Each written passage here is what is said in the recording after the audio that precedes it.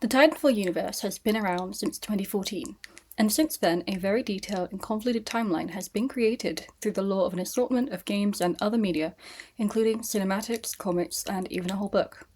That makes the complete timeline very difficult to find, but lucky for you, I've done all the hard work for you and already researched literally every single lore piece with my own two eyes. You're welcome. Also, a big shout out to the editors of the fan-made wikis for their timeline, as that was an absolutely essential starting point for all my research for this video. At the moment, we are just at the beginning of the 26th season of Apex Legends, the only game in this universe that currently has an ongoing story, so everything I'll be talking about has been established up to this point. That still gives me more than enough to talk about though, so get comfy and grab some snacks because we have a lot to get through and I will not be going light on the details. But there will be timestamps in the description in case you're looking for one specific bit of the lore. So without further ado, let's kick things off with an asteroid, called Sheffield's asteroid. In the year 2122, an asteroid later named Sheffield's asteroid hit St. Louis, Missouri, Earth. Apparently this almost causes an extinction level event, but since life on Earth goes on to present day as far as we know, everything seems relatively fine actually. A scientific team led by Dr. Sam Sheffield, like the asteroid, investigates the asteroid and the canyon formed from the impact. However, 24 hours later, a man named Dr. Heinrich Hammond is the only survivor from this group, as everyone else allegedly died from exposure to a powerful unknown element named Element X. Don't worry exactly what this element is, by the way, because we will not find out. By 2127, the company Hammond Engineering is founded. They have exclusive access to Element X, which hopefully hasn't killed anyone since the asteroid incident, and this means Hammond is able to make huge scientific breakthroughs and maintain a monopoly on their findings. Meanwhile, predictably, Earth is suffering from climate change and overpopulation, so the idea of space travel is becoming more and more appealing. In 2131, Hammond Robotics is founded as an offshoot of the main engineering company. This will be important later, but don't worry about it yet. In 2187, Hammond Engineering creates a jump drive which allows the spacecraft to travel huge distances in space in a short time by making repeated jumps through space each time the drive recharges. Engines with jump drives require special fuel, so there is risk of ships being stranded if they run out of fuel and can't jump anywhere, but Hammond typically has the resources to mean that this isn't too much of an issue for them. The first jump drive expedition reveals some habitable planets in nearby systems which soon become known as the Core Worlds. By 2192, Hammond has become even more powerful through the robotics it makes with rare alloys from interstellar mining operations. Heinrich Hammond himself steps back from the company as he gets older, but it remains important in the core systems because it maintains both communications and trade routes in the region. However, the core company seems to stay in the Hammond family for quite a few centuries later, and there's even rumours that Heinrich also survives, but I'll get to that in a bit. Even though there are a few attempts to make central interplanetary governance, they fail because there are too many clashing politics across the different organisations that have power in the core systems. Because of this, in order to try and avoid potential conflict with their rivals in the future, Hammond Engineering secretly coordinates a series of business mergers and other political machinations with other major corporations within the core systems over the span of the next century, and eventually the Interstellar Manufacturing Corporation is formed as a result. This will become known more commonly as the IMC. 1 century later, in 2292, the major corporations active in the core systems begin to compete more for resources. However, a dense number of habitable planets in far-off star systems are discovered, the frontier. Getting there without it taking like a billion years is super expensive though, so only a few corporations can afford to invest in it, including the IMC. This kicks off a new space race, and eventually the IMC sends a series of colony ships to settle the frontier. A few survive the trip and establish the first outpost in the frontier. As though there apparently used to be alien settlements, everyone who may have lived on frontier planets had conveniently disappeared by the time the IMC arrived, though we all know they would have had no qualms about exterminating a sentient alien civilization just so they could settle comfortably in the frontier. Good thing that didn't happen, I think. The IMC creates the Servicemen's Readjustment Act, aka the GI Bill, which gives veterans of IMC military campaigns in the core systems benefits such as loans to start businesses and farms on the frontier, low-cost mortgages and property rights, so lots of the original settlers are specifically from the IMC military. Around this time, there is also a massive increase in the development of robotic AI. Hammond Robotics uses this to develop semi-autonomous farming equipment based on old military exoskeletons. These are originally written off as glorified tractors, but close to present day have been known as Titans. In the 2300s, a group of systems even further out from the frontier are discovered and named the Outlands. A 20-year expedition is launched from the core systems across unexplored frontier planets and eventually lands on the Outlands planet of Solace. On this journey, a man named Pio Gibraltar ends up locked in a brig because of conflicts in the vessel. He befriends a little mouse that had ended up on board while imprisoned, and this causes him to realise he should use his strength to protect the innocent, which becomes one of the established core values for his family. Meanwhile, the ship loses communication with the other IMS vessels also conducting expeditions, so the passengers begin to become more and more freaked out. Pio then volunteers to spearhead the development of a small community-running recreational centre, so that the residents of the ship can live more harmoniously with each other. When the ship finally arrives in Solace, the first colony they establish is named Little Mouse. Here's some information on the important Outlands planets you'll need to know, by the way. Solace is mostly a big desert planet which is not strictly governed at all. It is the centre of the Outlands, and the first planet the IMC set up in, and the last we left. Spoiler alert. By present day, as you will come to expect, it is mostly all about the Apex games. Talos has a lot of volcanoes, so the environment is unstable. It's not very inhabited, and its residents mostly consist of some small towns or rich people visiting popular rustic resorts. Gaia is very strictly governed, with lots of surveillance and police. It has some big cities, such as Suratame, but otherwise is mostly farmland. It has a big population and apparently tyrannical leaders, which checks out. Boreas has a big textiles industry and a strangely hostile population to anything deemed strange by extremely conservative standards. Also, they have a moon, which is currently intact and will not be relevant later. Samatthi is home to the most rich and powerful people in the Outlands, and is ruled by a council of the heads of the most powerful households, though since it's an oligarchy, it really depends on how rich they are. However, closer to present day, it's actually ruled by representatives of those household heads because they don't want to do it themselves. Tartarus is also a planet in the Outlands, except we know literally nothing about it other than it's apparently scary and difficult to get to. Anyway, we'll spend a lot of time in the Outlands in this timeline, particularly near the present day, so get used to it. In 2400, still in the Outlands by the way, a man named Caleb Cross happens to be the best hitman in the Mercenary Syndicate's employment. The Syndicate, in case you wanted to know, is a collection of different powerful mercenary groups that, by this point, has some unspecified level of power and influence in the Outlands. More on that later. Anyway, Caleb is allegedly hired by the Syndicate to take out this man named Bob Woods, who had accidentally witnessed the Syndicate kill the son of an important man. I say allegedly because the teller of this particular incident is canonically unreliable, but we're just going with it for now.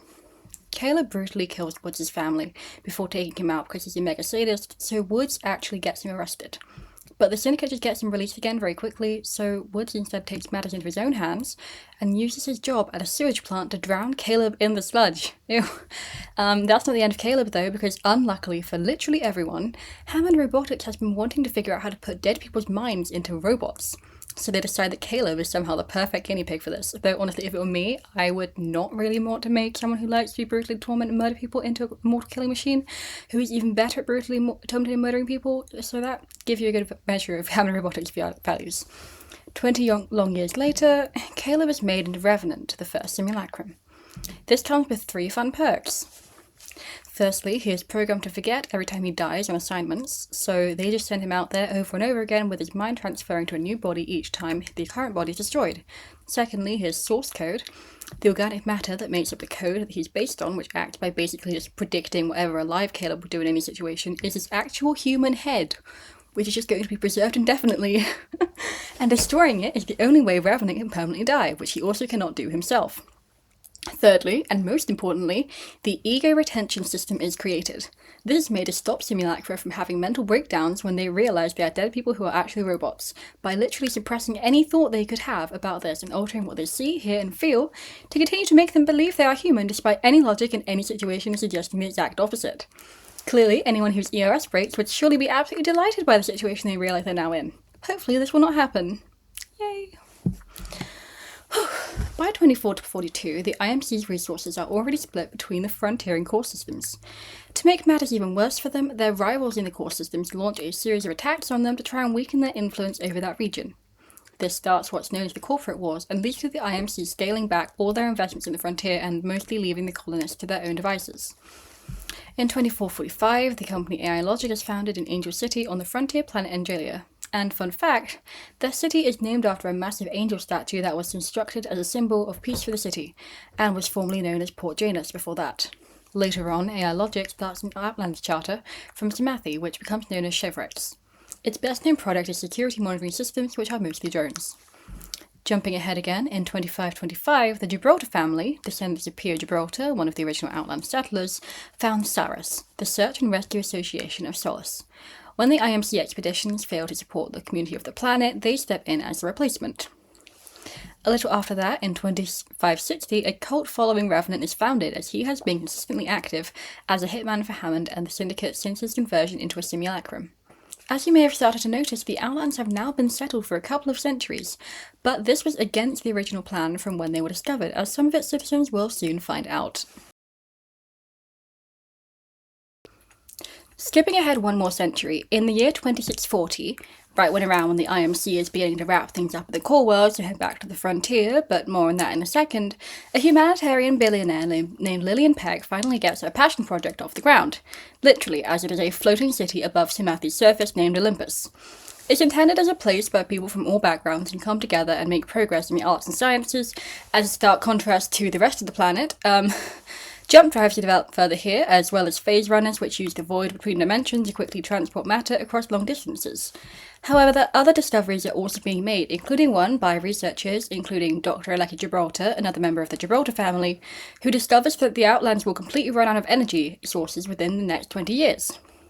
Luckily enough, Lillian Peck happens to be best friends with a genius astrophysicist, whom she hopes will be able to solve this project, so she invites her, along with her assistant and her infant son, to Olympus to work it out. In 2643, Project Iris is officially founded, and Dr. Mary Summers is invited up to Olympus to speak at a presentation for potential benefactors whom Lillian hopes will decide to support the project, as she so far has had little luck in convincing anyone with money that this is actually a rather pressing issue. Mary didn't have much luck at this either, but she and her assistant, Dr. Ashley Reed, still set to work trying to find a solution to this problem. It isn't exactly a fast process though, and in the meantime, Mary manages to make as much time she can for raising her son Newton, and she also becomes very close with Ashley to the point that she invites her to dinner with her family, trusts her to babysit her son, and makes her scones from her secret recipe. Historians will undoubtedly call them close friends. In 2646, the scientists finally discover that a new element that can only be collected from the accretion disk of a black hole, that's the yellow bit, by the way. Mary wants to just call it horizonium. Ashley thinks that's silly, so they settle on branthium instead. Originally, Mary plans to go to space alone, but Ashley offers to go with her to quote-unquote protect her, and Lillian promises to look after Newton while they're gone for an unspecified amount of time. Newton is unsure about everything that's happening, but Mary promises that she will come back home for him. Up in space, everything's going swimmingly. They'd arrive at the black hole, named 2427SR by the way, with no issue. Now it's just Dr. Mary Summers, the woman she trusts with her life, the fate of the Outlands, and a super dangerous space mission, so what could possibly go wrong? Mary goes out in a little shuttle to collect the branthium, while Ashley stays back in the ship to reel her back when it's time. Using a modified Hoover drone, Mary collects the very first branthium sample and sends it back to the main ship. And then Ashley disconnects the tether that keeps Mary's shuttle from floating out into the cold, dark void of outer space. Here's some fun information about Dr. Ashley Reed that I've neglected to mention until now. As well as being a decently accomplished scientist in some unknown field, but probably something to do with physics, she also happens to be a mercenary in the employment of the Apex Predators Mercenary Organization, which is an elite and ruthless organization that will absolutely do anything for the highest price. Ashley, through the Apex Predators, has been hired by some unknown client to steal whatever comes out of this energy crisis, and that has turned out to be branthium. Though it's not super clear how this whole hiring came about, since she had to have been working with Mary before she was even invited to come to Olympus, possibly a slightly risky gambit on the client's part, as Mary would have been a known associate of Lillian, so that's my own theory as I think about them a super normal amount. The important thing is that her loyalty to her mercenary mission comes before all else, as Mary unfortunately learns. We don't really know what happens next. We can just assume that Ashley returns to Olympus with both the branthium and her place in Project Iris secured, tells everyone that's a horrible accident and goes right back to work after very possibly crying a bit because she was genuinely sad about this. But hey, at least she'll be paid enough to have a nice retirement at the end of it all. Years pass with very little progress now that Mary is gone.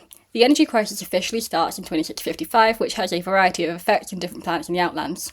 Solus is hit hard because it has few cities, but the planet hit hardest is Gaia, as without energy the many crops grown on the planet can't be sustained. A little before the year 2658, Ashley is very ready to retire. The project has kept moving, several new scientists have been hired for different roles in the 12 years since Mary's death, forming a group known as the Group.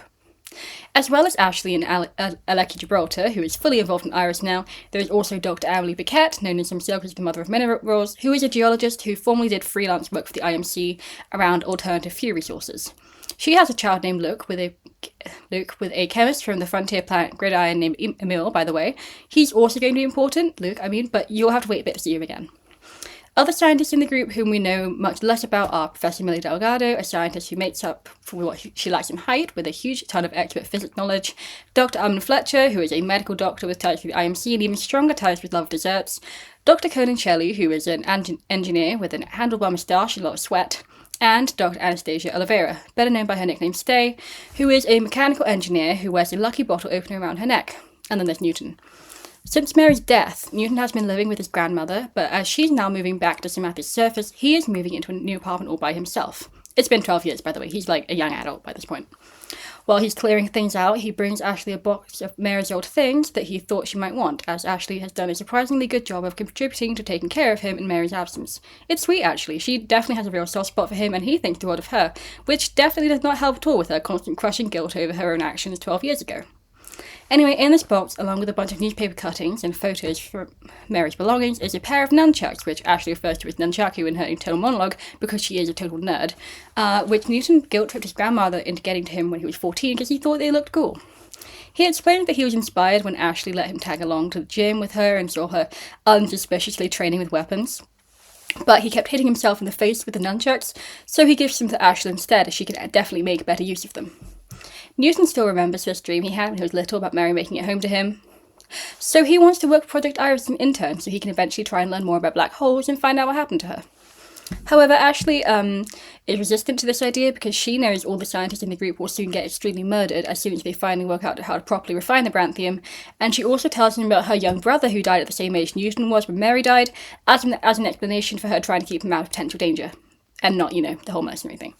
However, she can't dissuade him completely from going out for the internship, so she instead becomes determined to keep him safe, unlike her brother or Mary. Newton becomes an intern early in the year 2658, which is the 15th year of Project Iris overall. On the 2nd of January, the scientists are still hitting dead ends, because it turns out they need to calibrate the refinery constantly to refine the branthium, which isn't feasible for any human that happens to have flesh and skin. Ashley has the bright idea to modify a Marvin, a friendly robot model commonly used for simple manual tasks, to do it for them, so everyone in the group pulls all the connections they can to make one. About a month later, on the 4th of February, which happens to be also the real-life date of when a game called Apex Legends released, isn't that funny? The modified Marvin is completed and named Pathfinder by the group. A new security detail called the Adonis Squad is also hired to make everything run smoothly until the end of the project. Ashley is annoyed when Stay tells her that training Pathfinder to operate inside the refinery will take almost a year, because she is chomping at the bit to leave already, but she agrees to program an aspect of her personality into Pathfinder along with the rest of the group, and chooses her winning smile, which is something she is definitely known for. While Pathfinder is trained up over the next few months, Lillian manages to get two significant companies to invest in Iris in the meantime, Silver Pharmaceuticals and Chevrets, and the owners of both send their preschool-aged children, respectively Eduardo Silva and Darian Shea, to menace the labs for a bit somehow, which probably gets on Ashley's nerves a lot, we think. On December 25th of all days, side note, Christianity is still canonically practiced, especially in the IMC communities. Anyway, that's irrelevant. The first batch of refined branthium is finally ready to be transported out of the lab via one of the phase runners. Almost everyone in the group is celebrating, but Ashley is more concerned with making sure Newton goes home early, which she manages to do with a little issue. After that, she gets a team of Apex Predator mercenaries into the lab to hold the scientists hostage. She cuts off Paquette's hand to use the security lock, as they especially hate each other, particularly as Paquette has always been skeptical of what happened to Mary, obviously, and leaves her to die while she gets the other mercenaries to let her take the branthium. This lets Paquette find out that Stay programmed a failsafe system into Pathfinder so that he could override the security measures inside the lab, and she also activates a self-destruct countdown for 15 minutes, which is definitely what everyone needs right now. Pathfinder was still in the refinery when the mercenaries attacked, so he's able to get to the room the scientists are being held in without being seen at first. Meanwhile, Ashley begins to have a complete breakdown as she begins to lose control of the situation, and the scientists try to fight back against the mercenaries. Pathfinder shows up to help them, but Ashley shoots and kills Stay and threatens Delgado to make him step away from the phase runner console, as she's already rerouted it so the branthium shipment would instead go directly to her client on Gridiron, while Pathfinder was trying to shut the console off. She and Pathfinder fight, and she starts monologuing about how worthless he is as a machine, which is definitely not at all a projection of her role she's been forced into as a mercenary, we're sure. This is going to be even more ironic than Whitbit, by the way. Anyway, she almost manages to completely destroy Pathfinder, but because she's so locked in on trying to kill him, she doesn't notice Dr. Amelie Beckett, Mother of Minerals, with the steel chair, I mean sword. Beckett impales her and leaves her to bleed out to death, while she and the remaining members of the group try to ship the Branthium out across the Outlands using the excess energy Ashley has channeled into it in her attempts to phase it to Gridiron. Did I mention Gridiron is like a planet right in the middle of the frontier? You know this now. I'm sorry.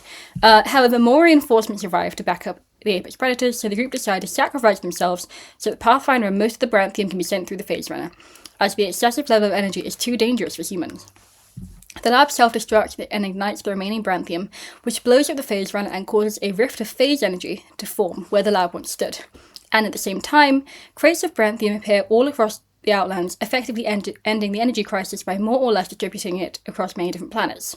Lillian is noted to have helped try and ensure it got to where it needed, but that still didn't stop many others, including the IMC, getting its hold of as much Branthium as they can. So the good news is there's no more energy crisis! Huzzah! The bad news is there's no more group. Almost, anyway. And don't forget, this is the 27th century, and robotics has come a very long way.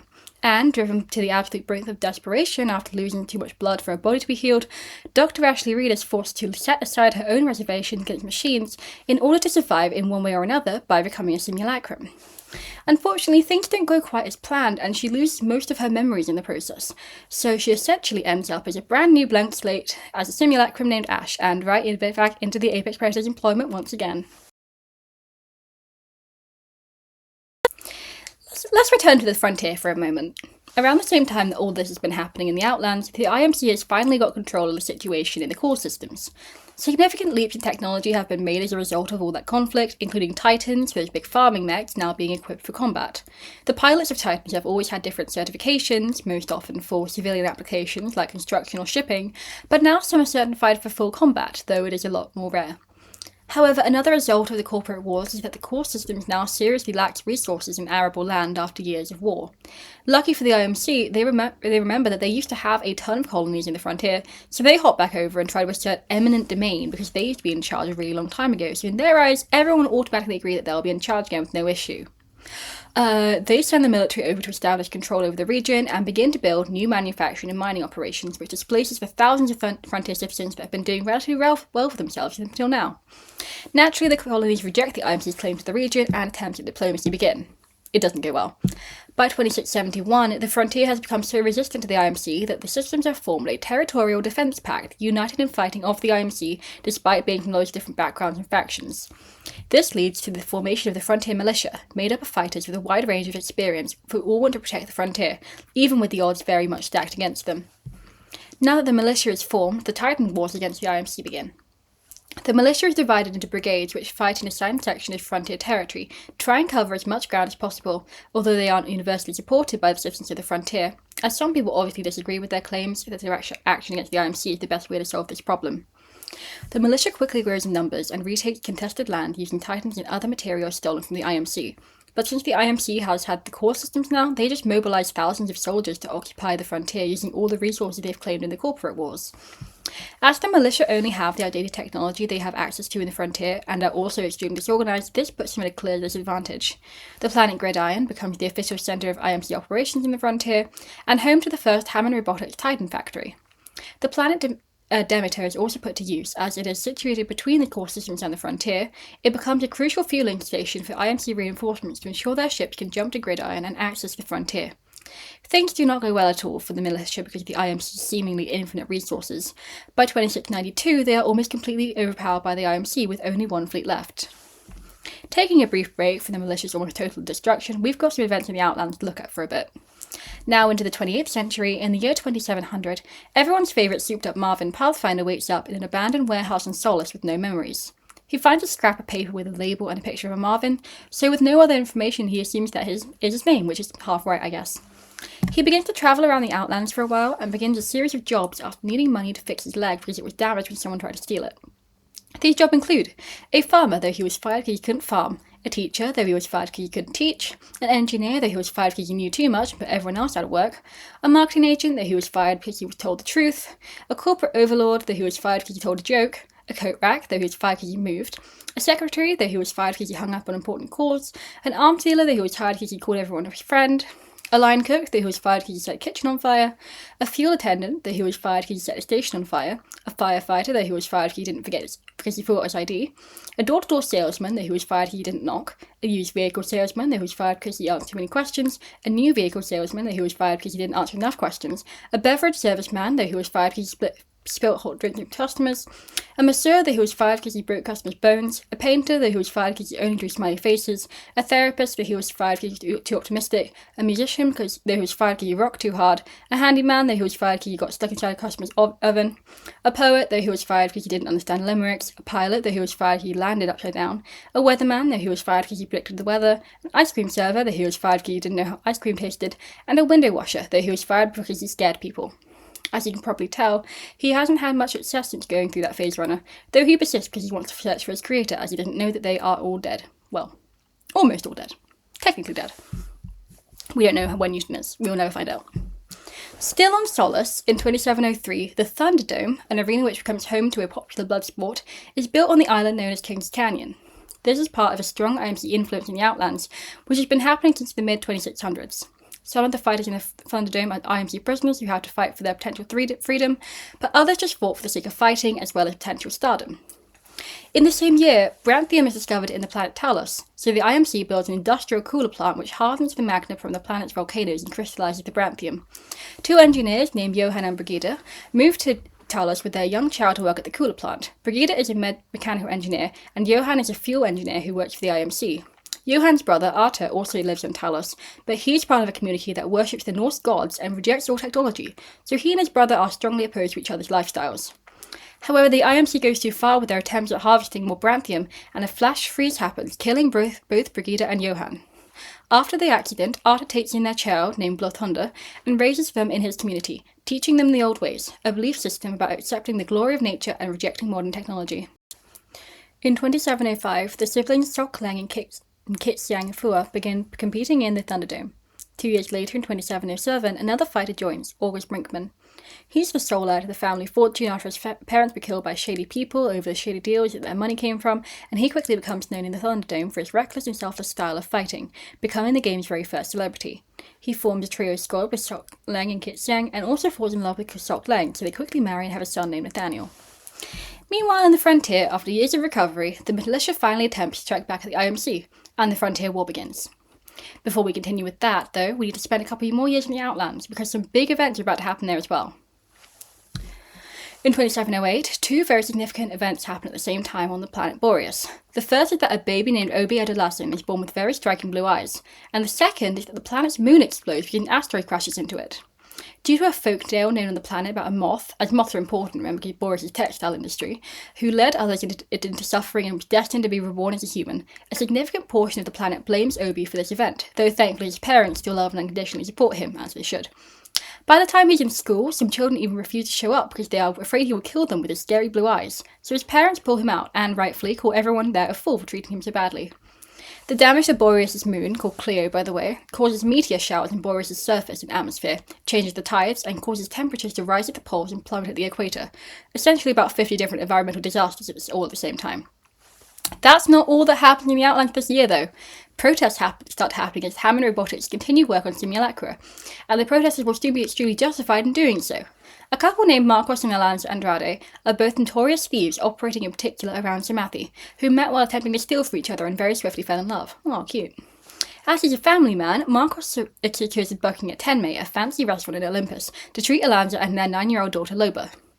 However, the Syndicate really want Marcus dead, so they send their favourite immortal robot hitman Revenant to take him out, as he's been doing that for the last few centuries since his creation. Revenant, in normal Revenant fashion, goes on a murderous rampage upon reaching the restaurant before getting to Marcos and causing significant damage to the restaurant as well as himself. Once he's successfully killed almost everyone in sight, he realises that a shard of glass is lodged to his neck, which causes his ego retention system to malfunction, allowing him to see what he truly is. Now that Revenant knows the truth, he tries to hunt down all the people responsible. First he goes to the Syndicate, but he learns that his parts were really made by Hammond Robotics. Then, upon reaching Hammond, he finds out that his original creators are long dead, so he decides to take his suffering out on everyone else instead and begins targeting successive Hammond facilities across the Outlands. The only human survivor of this incident is Loba Andrade. After witnessing her parents' death, she becomes a thief to survive, just like them. She becomes very good at this, and after becoming more and more successful, she breaks into a supposedly impenetrable facility and steals a rare bracelet equipped with a small jump drive, allowing her to be even better at stealing things, though her true goal has now become to get revenge on Revenant in whatever way she can. Now the year is 2710, and things are gearing up in both the Outlands and Frontier. Outlands first, more specifically back to Talos. As part of a ritual in their village, Bloodthunder has been charged to slay a Prowler, an alien species very common across many planets in the Outlands and the Frontier, with just an axe. While hunting, they decide to go after a Goliath instead, which is a much bigger beast, and find an old charge rifle and use that to injure it instead, but Arthur is angry with them because they use technology. Also, the Goliath isn't dead, and Arthur is seriously injured when he and Bloodthunder fight it, with Bloodthunder using a mix of the old and new ways. Before he dies, Arthur allows them to pass the test, and accepts their unique methods, which mature is an allegory for people who exist between any other kind of arbitrary binary at all.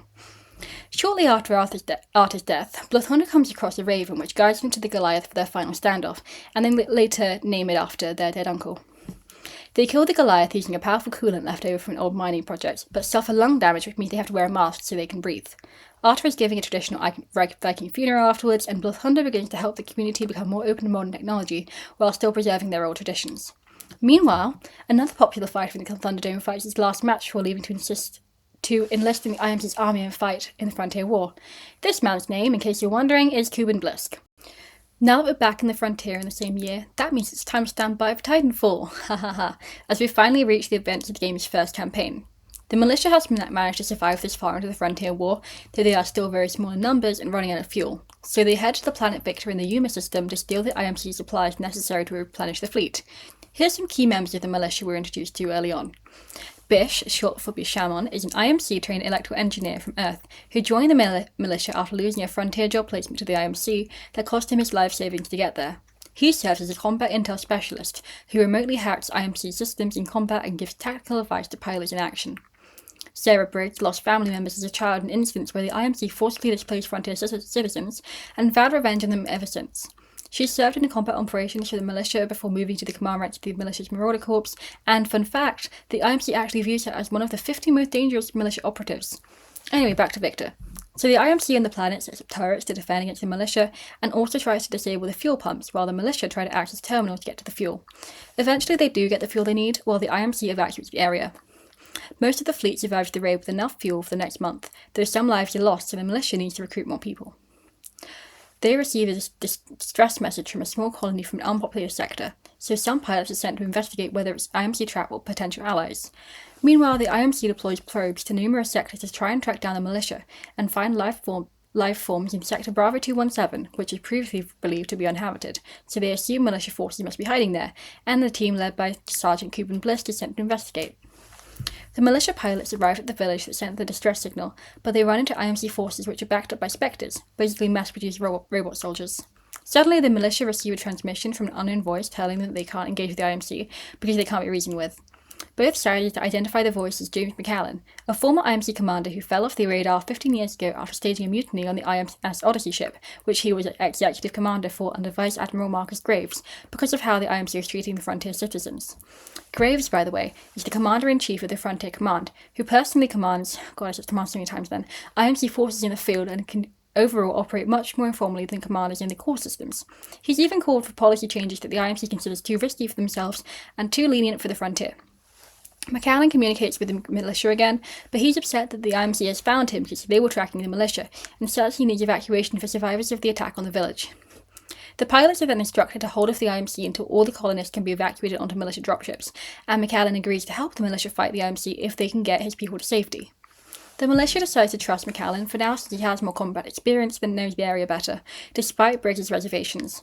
He tells them to get data from the Odyssey ship, which will help them in the fight, though the militia leaders still believe that kicking the IMC out of the Frontier is impossible, even with more resources. However, McAllen says that he and Graves did work out a solution where it was possible, and tells him to head to Angel City to look for Barker, a retired IMC officer who is an ally to McAllen, though he adjusted poorly to life outside combat after the Titan Wars and is now an alcoholic. The militia pilots distract the IMC forces in Angel City, while the rest of the militia negotiates with Barker. However, an IMC carrier jumps in, which is too much for the militia fighters to handle, so the militia fleet arrive to help them finish the fight. Barker isn't particularly happy with the militia because he just wants to spend his time drinking, and he doesn't think they have a chance of actually stopping the IMC. According to McAllen, the plan is to take down the supercarrier IMS Sentinel, which was critically damaged by the militia fighters in the Battle of Angel City. Once the militia reaches the IMC outpost, they take control of the outpost defense cannon to destroy the Sentinel. Barker is persuaded to plot a course to the Boneyard, which is an abandoned base where he used to work that is surrounded by towers with technology used to repel the nearby wildlife, with the same technology used in the base on Demeter. When they get to the Boneyard, the IMC tries to scuttle the base before the militia can learn too much about the towers, but they gather enough data before the base is destroyed. The IMC have been reliably tracking the militia, by the way, because McAllen is following the simulations he made by Graves of how they'd fight if they were to the other side, to the absolute letter, and Graves remembers this just as well as he does.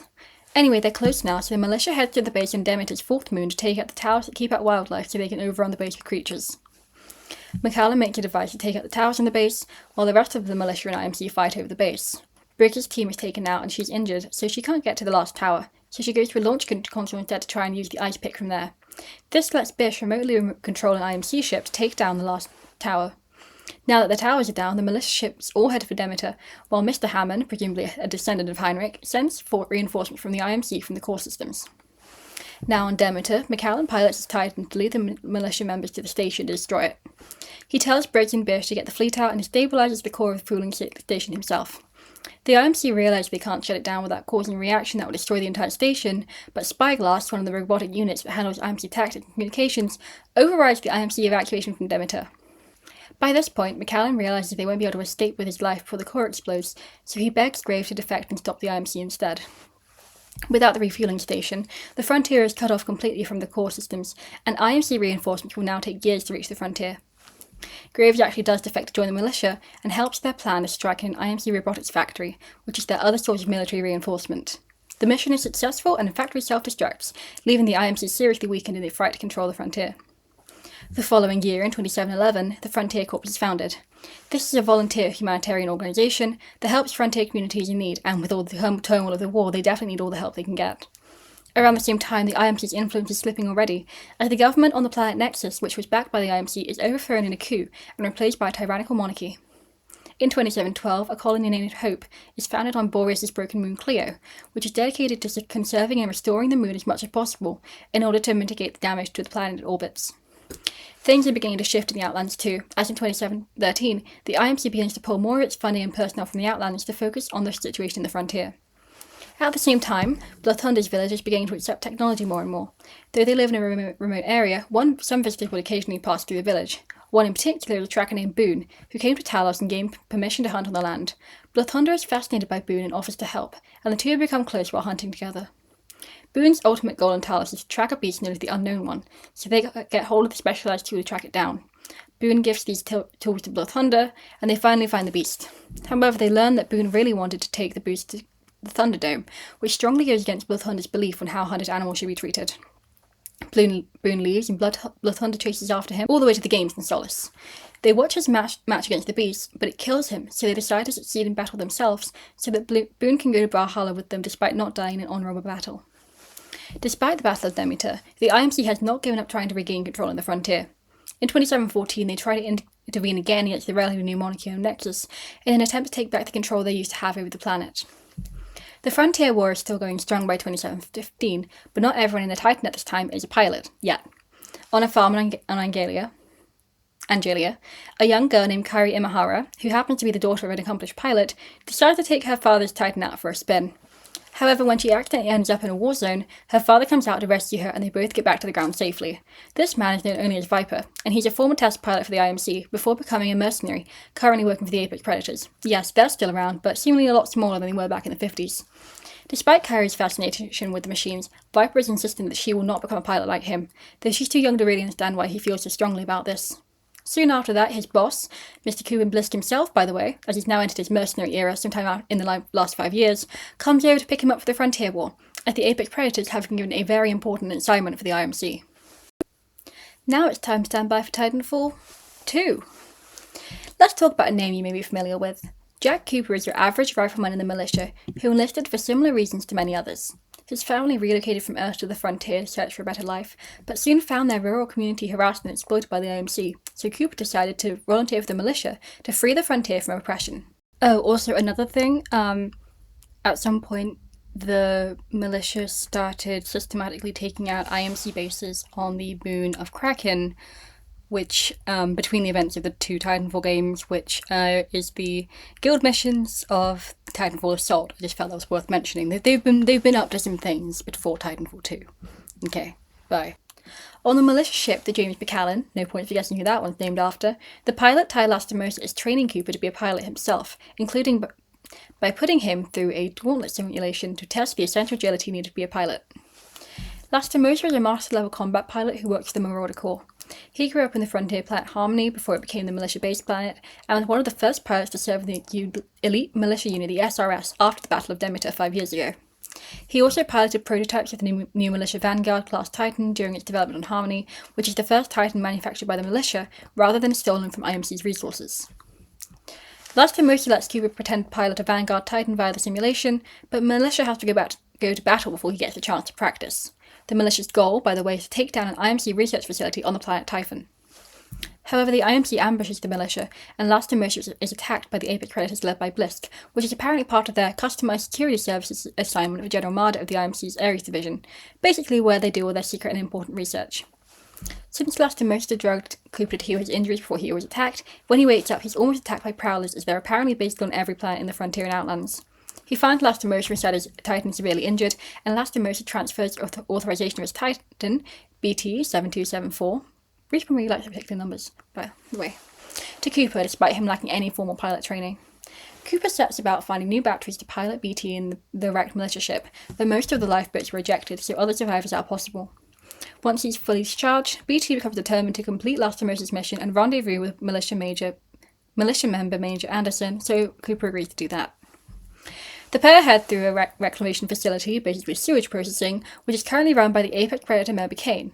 In-game, he's noted as a known drug user and dealer, but according to supplementary lore, he's also a former IMC operative who's a brilliant electrical engineer with a passion for gadgets and explosives, and enjoys the freedom of his IMC-backed contracts. This lore also says that he's from LA and was initially trained in drone and remote ops in Tokyo before coming to Frontier, and he's really good at multitasking, including operating lots and lots of drones and automated infantry. Absolutely none of this comes from game, by the way, so take the information as you will. It may have been, scrapped. I don't know. Cooper encounters some militia soldiers in the facility and helps them fight IMC forces while he's regrouping with BT. Eventually, Kane gets so fed up with the IMC security not taking out Cooper that he rocks up to fight himself. Cooper quickly kills Kane and takes his helmet radio, which lets him listen to the Predator's conversations, and he overhears Blisk tell his second-in-command Sloan that the IMC have almost sealed something called the Ark. BT tracks Anderson through a potential shortcut through a dynamic testing facility. While inside, Blisk calls up another one of his employers. This time it's everyone's favourite woman in STEM in her very first appearance, in Out of Universe anyway, Ash! Yay! Blisk tells her to kill Cooper, as her current job is keeping the militia forces out of the facility, while also searching for answers about her past as a side gig, allegedly. BT gets Cooper to raise him on a cargo lift, but Ash hijacks it and steals him, so Cooper has to go further into the facility to rescue him. Also, the IMC grunts don't like her giving them orders to use a simulacrum, which has implications. Ash tries to kill Cooper in a few weird and creative ways, eventually trapping him in a dome with some other militia prisoners to test how well Spectres and Reapers can kill him. This is actually a war crime, by the way. Genuinely. Reapers are new units designed by the IMC to kill pilots since they're lacking in human reinforcements, and kill pilots they definitely can. While Ash wonders if she can get a raise from the IMC for testing their weaponry so effectively, Cooper manages to escape the dome, and Blisk tells Ash to stop messing around and just kill Cooper, so she complies and explodes the entire facility. These explosions mean BT can free himself though, and he and Cooper regroup and fight Ash, severely damaging her body and leaving her to die in the exploding facility, which I guess is just something she's doomed to experience by now. The besties finally arrive at Anderson's last known location, yet another broken down facility. Woo. However, once Cooper enters, he's suddenly thrown back in time to when it was still operational. This repeats due to distortions causing rift in time, and he finds out this was a very important research facility for the IMC. Cooper finds Anderson stuck halfway through a ceiling and retrieves his helmet. BT plays Anderson's mission briefing. The militia detected a massive blast of energy on Typhon 2 weeks prior, which created time distortions. Briggs gave Anderson a wrist-mounted device, recovered in another operation, and warns him that the IMC has hired Blisk and his mercenaries to protect something critical there. BT wants to complete the special operation because Anderson's data was incomplete, so Cooper returns to the facility and takes the device that was given to Anderson, better known by now as the Time Gauntlet, by the way. Now he's able to flip between the two time periods as well, but in the past he's spotted, which causes the IMC to evacuate the scientists and send their security pilots after him. Via Anderson's log, he learns that the IMC has found something that can fold space and time. Although they themselves didn't build it, it was aliens, they are restoring it for their own purposes. In the past timeline, Marder insists on testing the Ark, the fold weapon's power source. The IMC plans to test it on one of Typhon's moons before moving on to Harmony next, but the Ark overloads and time is temporarily frozen, allowing Cooper to reach the Ark and scan it. Afterwards, the gauntlet stops working, so Cooper discards it and the besties go to the fleet to give the data to the militia. On the way to a beacon which will let them transmit the message to the militia, they help some militia grenadiers fight off more IMC forces. However, once they reach the beacon, they are tasked with fixing it by recovering an Arc tool, which will be able to jumpstart the systems. Meanwhile, Bliss contracts another mercenary named Richter, who sadly doesn't have any dubious canon backstory, and tells him to kill Cooper. Surely he'll get it this time? No. The IMC dropships show up by the time Cooper secures the beacon, and he gets the dish online so they can contact the fleet. Richter shows up to fight Cooper, and, huge shock here, Cooper kills him. They get the beacon working and communicate with Briggs, who is now in charge of the Marauder Corps within the SRS, Militia's Special Recon Squadron, founded after rapid militia growth after Demeter. She tries to get BT to be transferred to a qualified pilot, but he refuses, and the militia tracks the Ark's energy signal to another IMC base on Typhon. Briggs instructs the Marauder Corps pilots to capture the Ark before it leaves the IMC airbase. The pilot fights through the base and tries to get to the Draconis ship before it takes off, but they fail.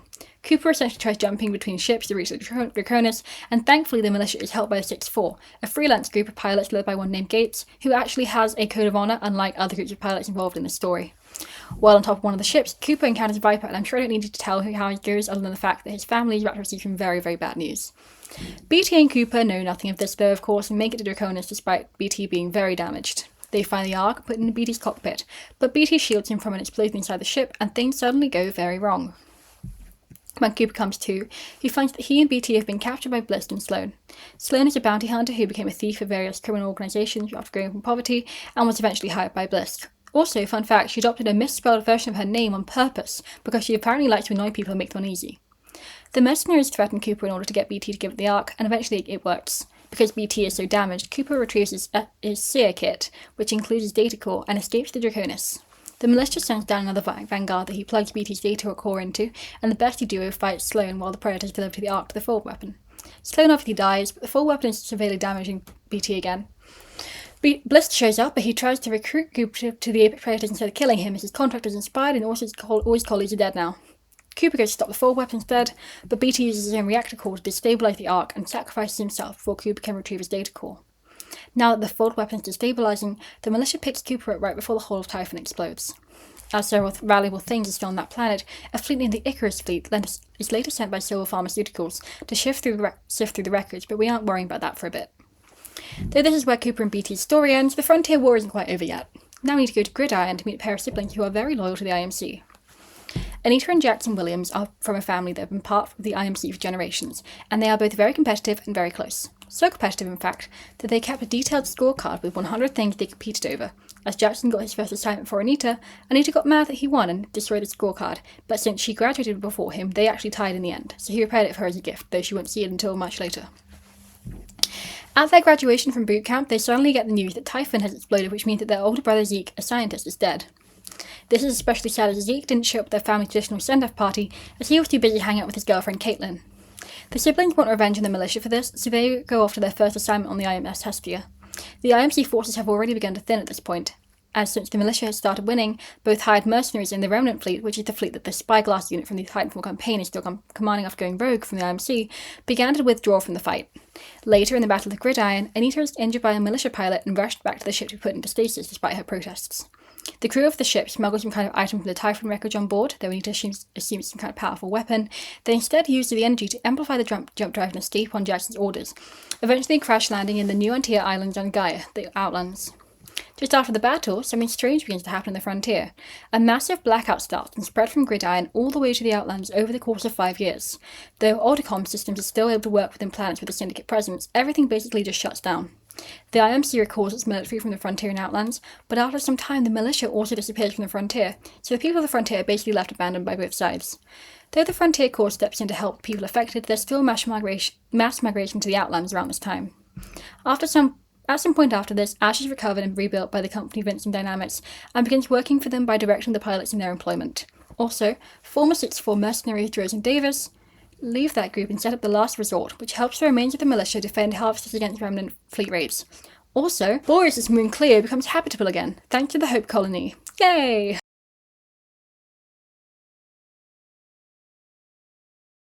The next year, in 2716, the surviving crew of the IMS Hestia, including Jackson and Anita, build a settlement on the islands. Jackson lies to Anita and tells her that an official retreat was ordered rather than it being his own decision, which she believes at first. The reason for this is that Jackson wants to start a new life now that the war is over, as he's become disillusioned with the IMC and how they treat their people as disposable, but Anita is still completely loyal and wants to report back to them. Her signal reaches a commander named Scryer, and she learns the truth, becoming angry at Jackson for retreating. Scryer arrives at their location shortly afterwards and immediately brands Jackson a traitor and plans to kill him for desertion.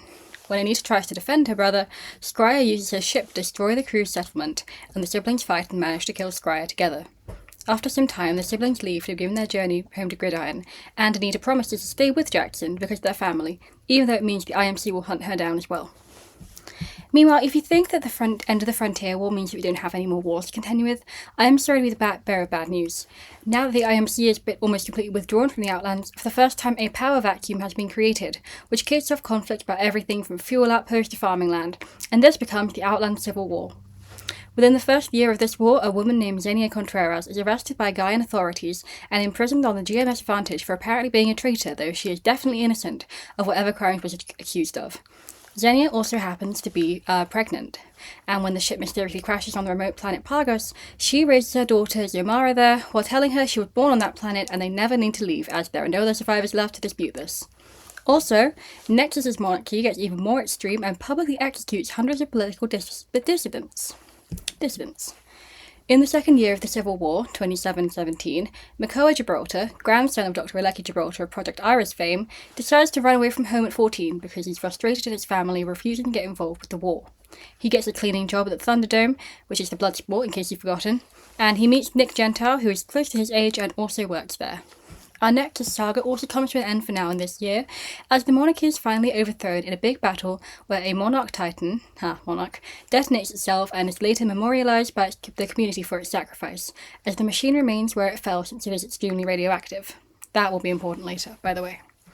In 2718, Thunderdome fighter Kit Sang Fua is killed in a match because August Brinkman wasn't paying attention to his team. This causes Brinkman to become a recluse and absent father for almost the next 20 years. At some point, bizarrely enough, Pathfinder becomes his butler for a spell, but he damages his mansion multiple times, so they never really get on. However, he does inspire him to try and call his son, though he doesn't manage to actually talk to him, but that isn't enough to keep the poor Marvin from being fired from yet another job. The IMC finally completely leaves Solace in 2719, which leads to the Thunderdome being shut down. Meanwhile, the Civil War is still going on, and Makoa Gibraltar and his now boyfriend Nick Gentile steal Makoa's father's motorcycle with the intent to go enlist in the war. On the way, they get trapped in a mudslide because of an unexpected storm, which leads to Makoa's father losing an arm when he comes out to save him and Nick.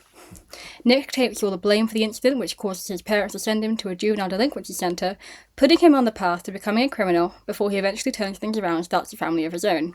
Makoa, on the other hand, decides to devote his life to helping others due to the guilt of the incident, and resolves to stay on Solace and support his community instead.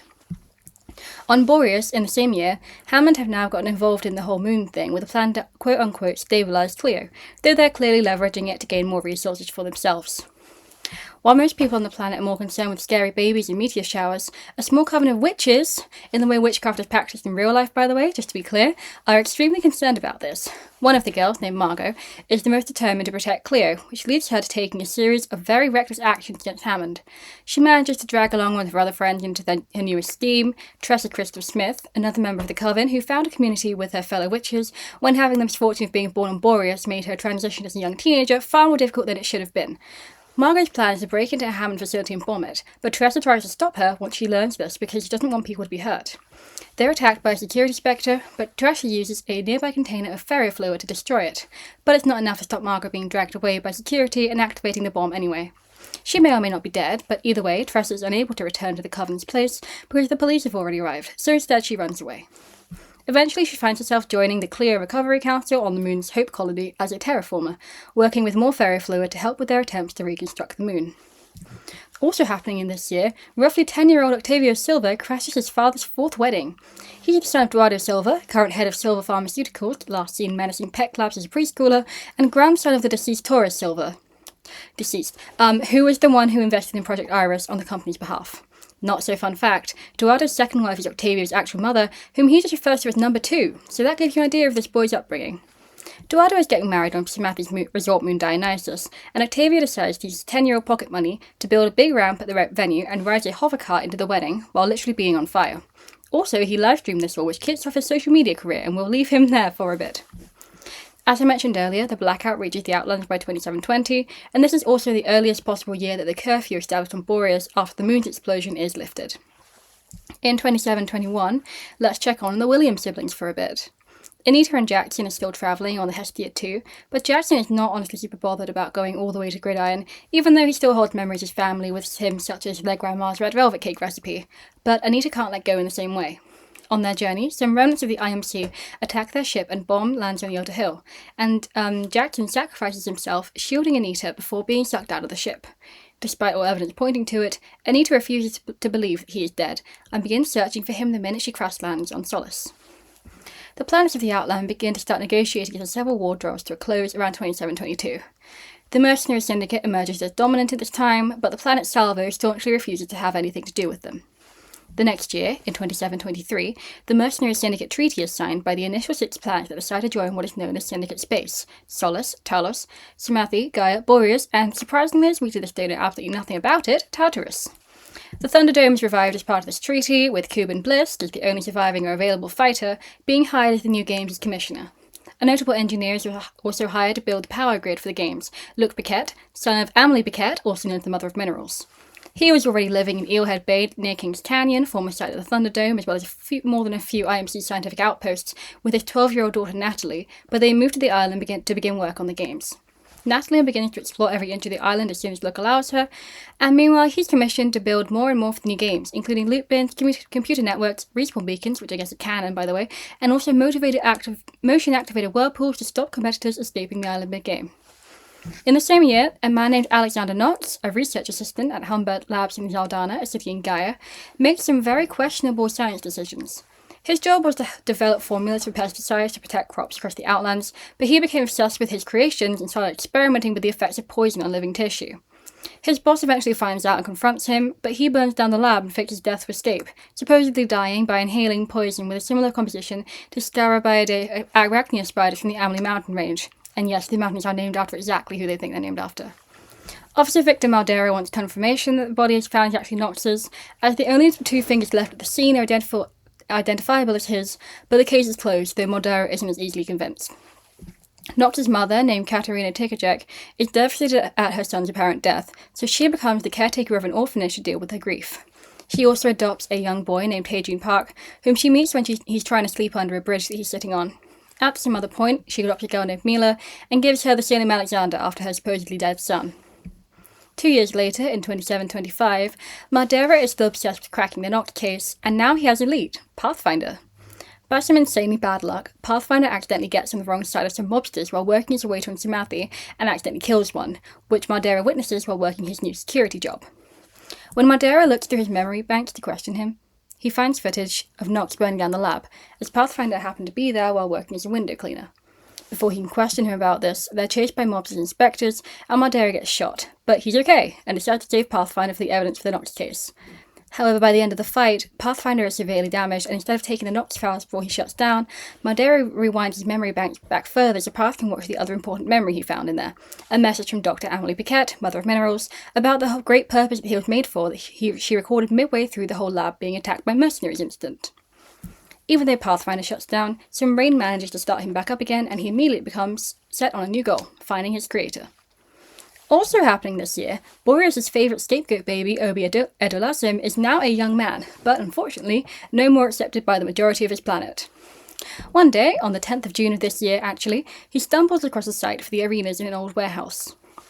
The arenas is another blood sport, only much more secretive, with multiple sites across the Outlands. Usually you had to be in the know to find it. Obi is immediately drawn by the theatricality of the games, and feels that he belongs somewhere for the first time. He decides to join, taking the name Seer, because he wants to see past the mundane to the truth, and becomes both an artist and an icon for outcasts all across the Outlands. In 2726, Loba Andrade, last seen staring at her father's dead body after he was brutally murdered by Revenant, has made quite a name for herself as a fancy thief. Her next job is for a client known as the Widow, and she teams up with her new bestie/accomplice Jamie to pull off a heist and steal some jewels from the Chinosky auction house, somewhere on Samathi. After easily breaking in, she finds something unexpected, a fan that once belonged to her mother in a display case next to the jewel she'd been hired to steal. She tries to grab it, but finds it's a trap from the owner of the auction house to get to her. Luckily, she manages to fight the security with Jamie's help, and they make off with both the jewels and her mother's fan. In 2727, Anita Williams is working a security job in Little Mouse, the first settlement on Solace, when she's contacted by an informant who claims to have information on Jackson. She finds a vault of encrypted IMC files, also on Kings Canyon, and goes over with the drive provided by the informant, which will allow her to encrypt it. This message turns out to be sent from Jackson to their parents, and is a video of him getting married, which should be definitive proof that he's still alive in the Outlands somewhere. However, suddenly a stranger appears and takes the drive after going through the vault, just before some Syndicate forces arrive to try to destroy everything and cover up what used to be here. The person who took the drive uses phase technology to disappear into another dimension, but Anita gets a good look at her face before she goes. At the same time, in this other dimension, a woman named Dr. Renee Blase, former senior science pilot for the IMC's Ares division, wakes up in a lab with no memories. In an alternate dimension where the IMC actually won the Frontier War, research continued in the Outlands with the aim of replicating the results of a device recovered from the explosion on Typhon. Renee worked with another scientist, a man named Amar Singh, but when they couldn't find a human volunteer for their experiment, she volunteered herself. Things went wrong, though, when she lost her memories as a result of the experiments, and Singh took advantage of the situation to continue using her as a convenient guinea pig, eventually sending her to a peninsula named Kings Canyon to be terminated in the lab there. Just when it seemed that she's about to be killed, someone appears through a portal and takes out the scientist torturing her, and reveals herself as an alternate version of Blase from a different dimension known as Voidwalker. This is also who stole Anita's drive, in case it wasn't clear. Voidwalker is from the main dimension of this story, and she's been travelling through dimensions to find when Westing is still alive so she can get revenge on him. But RNA just wants answers about her past rather than revenge. Voidwalker gifts her a kunai knife to help her escape, and she travels into the Void, where alternate versions of her also exist from different dimensions, which she normally hears when not in the Void as various voices in her head that can watch out for her, eventually coming out in the main dimension. Also at the same time this is going on, Natalie Biquette has become an extremely skilled electrical engineer despite still being very young. She's around 16 this year, by the way. Luke Biquette has been struggling to think of a solution for making sure that the matches of the revived Thunderdome games don't drag on too long, with contestants hiding out around the island the whole time, but he won't let Natalie help him come up with a way to fix this problem. Natalie decides to secretly research how to make a ring-like system, and eventually settles on using an active denial system from the 21st century, colloquially known as a heat ray, stuck between two dome shields that slowly shrink during the course of a match and harm any animals caught inside it. After arguing with Luke, because he still doesn't want her involved, she goes out by herself to test it, as all the Marvins on the island are programmed by Luke to protect her, and ends up by the old IMC labs. She hears a mysterious woman's voice telling her to leave the area, and gets scared because she thinks it's a ghost. But before she can do anything, a sudden thunderstorm hits her generator for her prototype, jumping to the wire that's still attached to herself. Natalie is knocked out by the lightning, and the ghost, who is totally Renee by the way, rescues her and brings her back home to Luke. However, her prototype, which she names the Ring, actually works, and Luke is very impressed, though Natalie makes him take full credit for the design when it earned him a huge promotion from the Syndicate. Renee's side of that story is a little less heroic, though. So in her home dimension, the King's Canyon is a peninsula, but in this one, it's very much an island as far as she knows she's trapped there. She's also lost touch with the voices for a bit, which is concerning for her, as they'd usually tell her when she's in danger. Renee hears a man's voice calling for someone called Natalie, and since she has no memory, she wonders if it's her. She later sneaks into his house for information, but finds old stuff from his wife who died when real Natalie was a baby. So now she wonders if she is his actual wife. This concerns her though, since Luke is very old. Since she also overheard the argument between Luke and real Natalie, she assumes that the girl has to be his mortal enemy, and is scared that she's trying to murder him with her invention, so she tells her to leave the area around the labs. She does still save her when she's struck by lightning, but takes her back to Luke, declares herself his wife, and tells him that she protected him from his mortal enemy who was trying to murder him. Luke is not super enthused about all this, and once she realises that she's made a mistake, Renee gets super mortified and then jumps in a portal and runs away. The next day, though, Luke leaves a boat out for her so she can leave the island before the Marvins bury the lab, and she also takes the name Wraith, as that's how he said Natalie referred to her after she rescued her. After that, she learns about the upcoming games, so she spends the next few years getting good so she can qualify for them and return to Kings Canyon in order to investigate the remains of the lab. A couple years later, in 2729, it finally happens. The Apex games begin. To be clear, though this is when the Apex games start in universe, this is not Season 0 of the actual game Apex Legends. That comes later. Anyway, a month before the games start, Luke Paquette dies of cancer, so Natalie completes the ring on her own. A group of early competitors invite her back to the arena with them after his death, and promise that she'll always have a home in the games because of how much she and her father contributed to them. Then she's called for a meeting with Blisk, who tells her that he actually knows she was the true creator of the ring, and offers her a job in the games if she wants. He also shows her a letter that Luke wrote to her the night she sold the ring, apologising for not listening to her. Nick Gentile's ex-wife Vanessa tells their son Michael the truth behind McCoy's actions that got Nick arrested in retaliation for losing custody of him, so now Michael is just absolutely furious about the whole situation. This will be important later, so just hang on to that information. Chevrex, which is the Outlands branch of AI Logic, holds a gala to celebrate the opening of a new drone facility on Olympus, which has now become much less a place of science and much more a place of extremely fancy rich people. AJ Shea, the daughter of Chevrex's owners, Darian and Cherise Shea, learned that her family were actually war profiteers who supplied both sides of wars with technology, including the Outland Civil War, and is horrified at the damage that her family has caused. She's childhood friends with Octavio Silva, who offers to take her to a gauntlet competition on Solace as she's very sheltered and hasn't been off Samathi much yet. While on Solace, she discovers a band named the Flyer Liars and ends up staying with them for a bit and filling in on the drums when the main drummer isn't available. Later, she returns to Samathi with the band to a fundraiser concert run by the Frontier Corps, where she gets the courage to confront her parents before leaving them for good. Afterwards, she volunteers for the Frontier Corps and travels all around the Outlands helping people. She also obtains a drone named Doc, which she reprograms to treat anyone injured without priority. Meanwhile, Pathfinder is still searching for his creator when he visits the Paradise Lounge on Solace as a potential source of information. He ends up chatting to the owner, who suggests that instead of doing free construction labour for people, he should join the Apex games and use the fame that came from the broadcast to try and find his creator that way. He also suggests that Pathfinder rename his suspended incline sliding cable and apparatus a zipline, and his suspended vertical slapping appendage a high five, and Pathfinder decides to do all three of those things. The owner of the Paradise Lounge, by the way, is a man named Elliot Witt, who was the youngest of 4 brothers, with the other 3 all missing in action during the Civil War.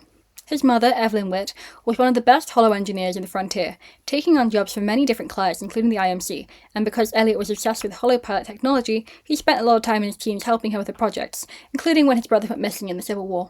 However, soon after this happened, Evelyn's mental health started deteriorating, and she started having problems with her memory, which was not helped by Elliot developing holograms for himself to temporarily replace them, though as she and Elliot are very close, they're still able to support each other. The Paradise Lounge is in Elliot's absent father's family, previously belonging to his uncle before he bought it himself. The next year, 3 familiar faces begin competing in the Apex Games. The first is Makoa Gibraltar, who joins as Legend Gibraltar in order to keep the other contestants safe with his search and rescue skills due to Cyrus's motto, to be the shield for those in need. The second is Renee Blase as the Legend Wraith, who competes to maintain access to the old IMC facilities on Kings Canyon while she's searching for more information about her past. The third is Anita Williams, the Legend Bangalore, who joins to earn money to find a pilot to take her back to Gridiron, as well as continuing to search for Jackson as she's still convinced he's alive. Meanwhile, AJ Shea's time in the Frontier Corps has been hindered by the fact that they're extremely underfunded and lacking in supplies. Since Octavia Silva's father is the owner of a pharmaceuticals company, she contacts him and they break into a facility together to steal some medical supplies. Also, as usual, Octavia livestreams the whole thing. They have to fight some guards, which gives AJ a crisis over whether she's any better than her parents, though obviously she is, but they have to escape quickly because Silva has spotted them on the security, with Octavia nearly being shot down in the process. However, when they get the supplies back to the Corps, AJ's mother, Cherise Shea, shows up, outing her as her daughter when AJ promises to come home she doesn't do anything to harm the Corps. But obviously Cherise lies anyway. Thankfully, because Octavia is live streaming, Cherise has to back off to preserve her public image, but AJ's former friend in the Corps hates her now because she happens to be related to her parents. Anyway, as the house is pretty unsustainable, AJ is worried about how she'll be able to keep the Corps supplied in the future, which is when she realises she can support them through money she can earn by competing in the Apex Games. Another 2 familiar faces join the games in 2731. Unsurprisingly, the first is AJ Shea as Legend Lifeline, updating Doc's directive again to not heal her injured opponents in the game so that she can have the best chance at winning to keep supporting the Frontier Corps. The other new legend this year is Alexander Knotts, under his fake name Mikhail Caustic, entering the games as the Legend Caustic, as a blood sport is one of the few places you can watch your homemade poisons kill people without getting into some serious legal trouble. At some point, by the way, he worked with Vincent Dynamics for a bit and is vaguely fascinated with simulacra for secret reasons. Speaking of Alexander Knotts, the two adopted children of Katerina Tikacek, Taejun Park and Mila Alexander, get hired as computer engineers for the Syndicate this year by a guy called Quentin Willis.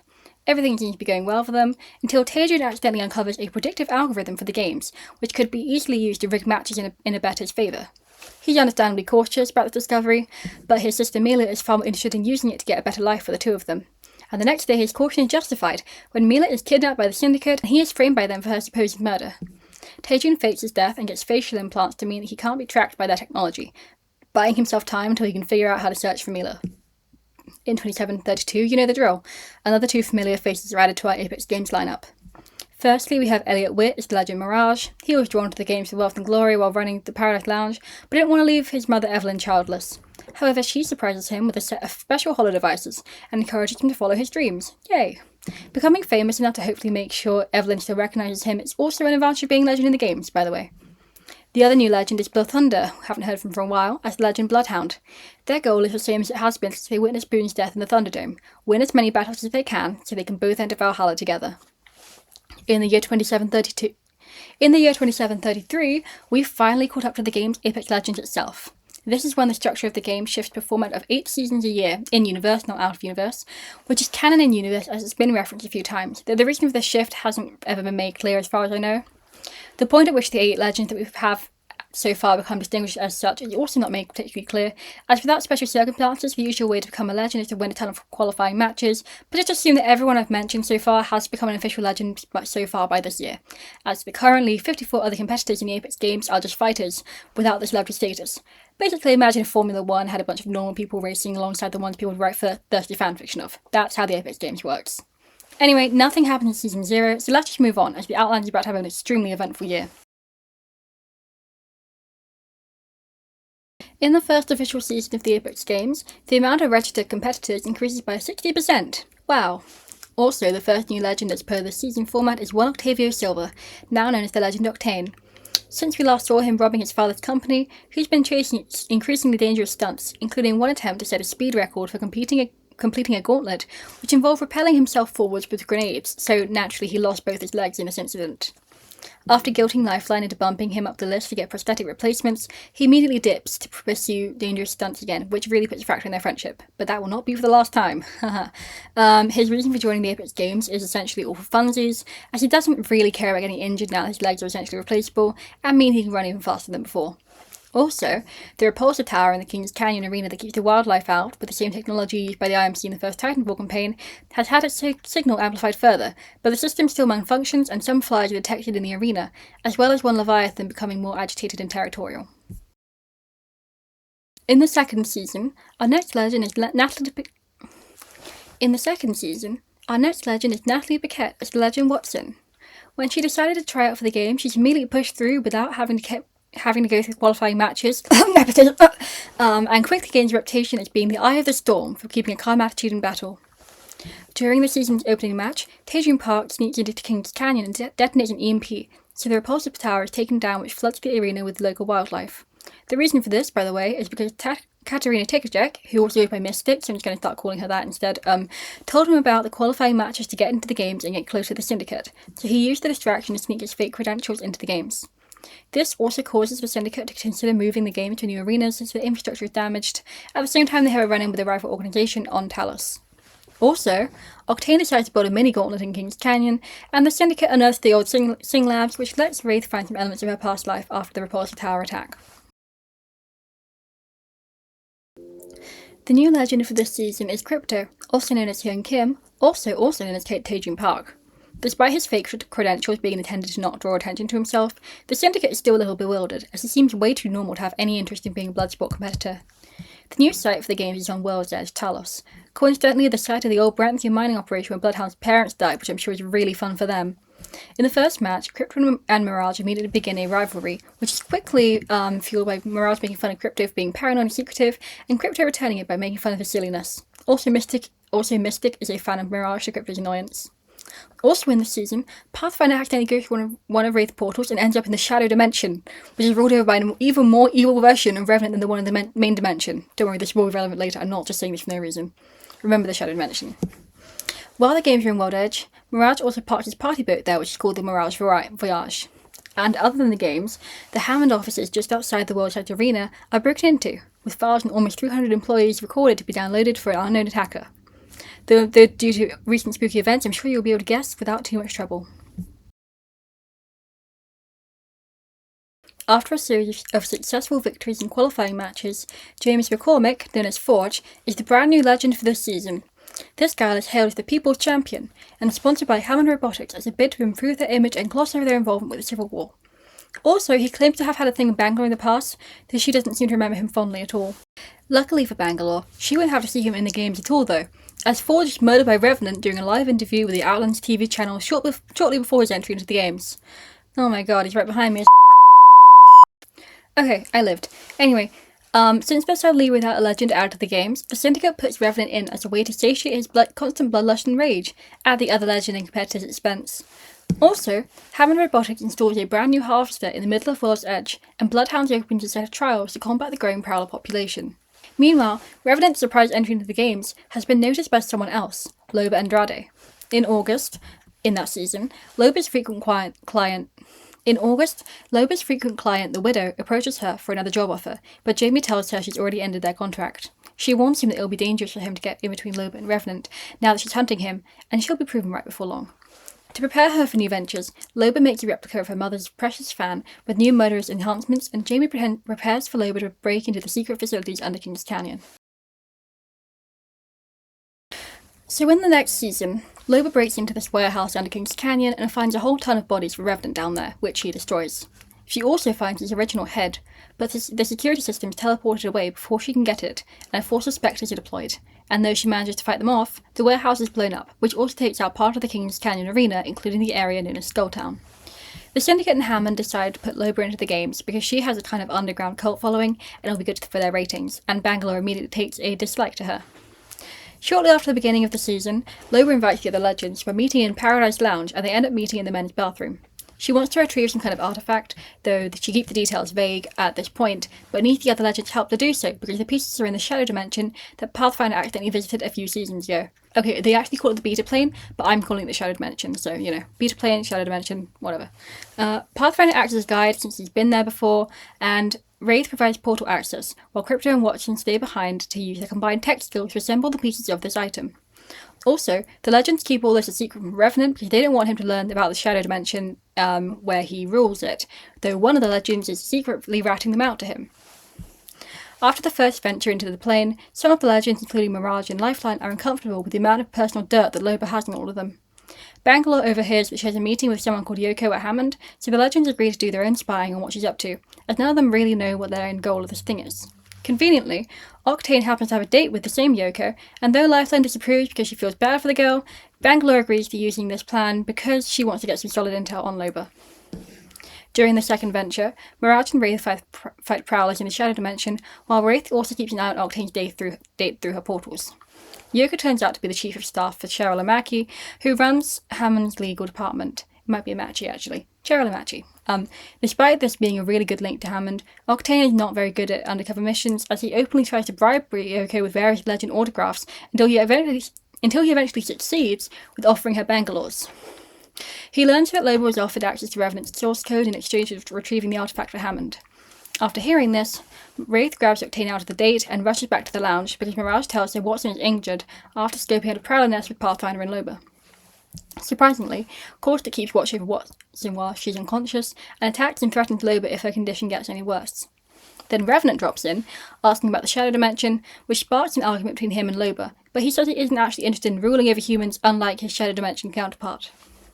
Bangalore, Gibraltar, and Bloodhound arrive from a portal to confront Revenant, and Bangalore instructs Octane to get some solid evidence on Loba next.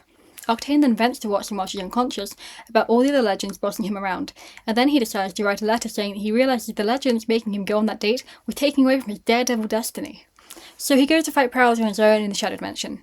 Also, he blames Lifeline for all this, which causes yet another fracture in their turbulent friendship. Lifeline confronts Bangalore after reading this letter and tells her to send in a recovery team for him, but Bangalore refuses and insists the other legends need to rest first. Instead, Lifeline decides to find Yoko, so she gets information from Wraith and then basically kidnaps her, bringing her back to Bangalore so she can get an autograph in exchange for intel. By the time she gets back to the lounge, Watson is okay again, and the device they're assembling is starting to look more and more like a head.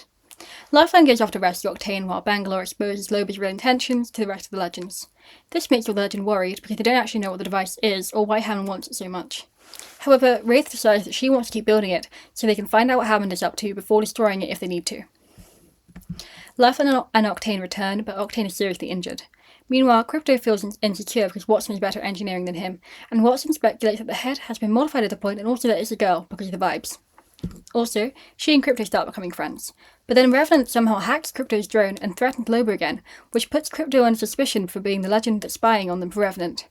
Mirage is one of the only ones who believe this can't be true, but then Crypto reveals that he's actually 31, which upsets Mirage because it means Crypto is older than him, making Mirage suspicious of him as well. Oops. He doesn't need to worry though, the age thing will be retconned soon, so the writer can ship Crypto and Watson without having them have a big age gap. Yay. Corsair suggests that Crypto is working with Revenant to take out the Syndicate together, so Crypto shoots back and accuses him of being the spy, which he is right about, by the way. Spoilers, but we all knew this. This makes Watson sad because it means one of her friends has betrayed her.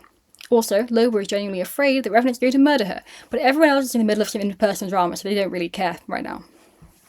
Gibraltar is determined to patch things back up, so he calls Corsair out on being a dick. Corsair just his reasons are that he wanted to quote-unquote protect Watson from distractions because she's so smart, and reveals that he snitched to Revenant, big surprise there, because he didn't want his past being covered as well as keeping Crypto away from Watson, because he's literally insane. For science! After this, Gibraltar calls everyone back to the lounge, and Bangalore comes back first with the piece that Bloodhound retrieves. Since the device still looks like a head, she speculates that it must be one of Revenant's. Everyone goes to find the last piece, but Bangalore decides to go after Loba, but it's not like she likes her or anything. She actually does. Loba and Revenant confront each other, and Loba tries to shoot him with her ship, though Revenant says he isn't there to kill her. Rather, he wants her to kill him, because he was really meant to die 300 years ago. Revenant remembers all his supposed deaths at once, but because of his programming, he still can't destroy his source code, so he needs someone else to do it. His only condition is that he wants to be there while she finds the head. Meanwhile, the Legends have finally found the head's faceplate, the simulacrum head, that is, and Hammond calls to say they'll give Loba the source code location once they deliver the head to some specific coordinates under King's Canyon. Even though Revenant's offer seems really good for everyone, Loba is conflicted because she still wants revenge on him. Mirage takes the head back to the coordinates and she says a bunch of things out of context. It's Ash, back from the dead yet again, by the way. Lifeline and Octane later freak out because Ash mentions both their fathers by name while reciting what Ashley probably once said while those fathers were causing havoc in pet clubs, preschoolers. And Lifeline also notices that it was weird that the head attempted to be Scottish, which is super odd when you remember a particular astrophysicist that died a really long time ago and also happened to be Scottish. Anyway, Ash also mentions Olympus in her ramblings, which neither Lifeline nor Octane wants to return to, though Lifeline thinks it may be necessary. Octane says that they need to tell the others who Darien and Eduardo is if that's the case. Anyway, they kind of reconcile again, for now. Also, Bloodhound was keeping an eye on everything happening via Arta, but was just unbothered by all the impersonal drama, and Crypto receives a message from Mila assuring him that she is safe and just hiding. Meanwhile, the Syndicate get Ash's head and the Olympus access code stored in her memory banks. Speaking of simulacra, Corsair steals Loba's research on them at some point this season and learns about the ego retention system, though he believes that his mind will be easily withstand any damage from it. He is concerned about the memory loss that happens in the process sometimes. Also, we learn some more about the Legends' relationships via voice lines this season. So Mirage doesn't like Pathfinder much, but he does kind of have a crush on Loba. Loba is suspicious of Pathfinder because he's a robot, while Wraith and Crypto both appreciate Loba's tech. Loba and Bloodhound kind of vibe, which is a bit unexpected, while Revenant takes every opportunity to taunt Loba. Watson sees Corsair as a sort of father figure since her own father's dead, while Corsair just really wants to collaborate with her for evil science reasons. Also, she tries to tell Wraith about a ghost she saw in King's Canyon when she was younger, but Wraith says they should talk about it later. The next legend joining our lineup is Ramya Parekh, aka Rampart, though she gets in a different way to most. Rampart is from Gaia, and she's well known in the underground gauntlet circuit thanks to her own special modded gear. She's taken jobs from literally everyone, but got her start working under Big Sister, the leader of the underground modding group called the Sisters. After leaving the gang, she opened a popular modding shop, and is actually friends with a few legends already, including Gibraltar and Bangalore. Her current pride and joy is a minigun named Sheila, named after the ex-girlfriend of another friend of hers, one Kari Imahara, but despite getting a lot of success in her shop, she's still on the wrong side of the Sisters, which is why they burn her shop down. Luckily, someone shows up to pick her up, Cuban Blisk, as someone referred her to him, so he's been keeping an eye on her while staying off-grid for a bit. He's impressed by her skills, so he gives her an Apex card and invites her to the game to be the next legend. Since the Syndicate has access to Olympus now after no one really lives there anymore as the rift has become unstable, Hammond constructs the Arcadia rocket on World's Edge to transport equipment up there during the upcoming seasonal hiatus. Apparently this is authorized by Lillian Peck, but since it was noted as a generic authorization, I doubt she's actually still alive, for reasons I'll explain very soon. While her shop is burnt down, Mirage lets Rampart operate out of the Paradise Lounge for a bit, and this was actually Wraith's idea, as Mirage needs the extra money from her rent, despite having another job on top of being a legend. Also, Gibraltar writes a letter to Watson, explaining everything he learned from Caustic last season, and says he hopes she feels better about everything soon. Bangalore is actually kind of happy that Revenant killed Forge, and Revenant still wants her and Loeb to find his source code. Also, Watson is kind of perplexed by Rampart's rude style of humour. Even though the Overtime comic was released during Season 10 and is kind of infamous for the interesting visual depictions of the legends, it's canonically set during Season 6, so I have to go through it now, unfortunately, as it does kind of have some important crypto lore, as well as a lot of other things. So, after a match one day on Solace, Mirage offered Crypto some drinks, which is an unusual departure from their silly rivalry, but he says he has other plans. Eventually, he agrees to go with him, but only for 1 hour, as he's meeting a high-end tech developer guy afterwards.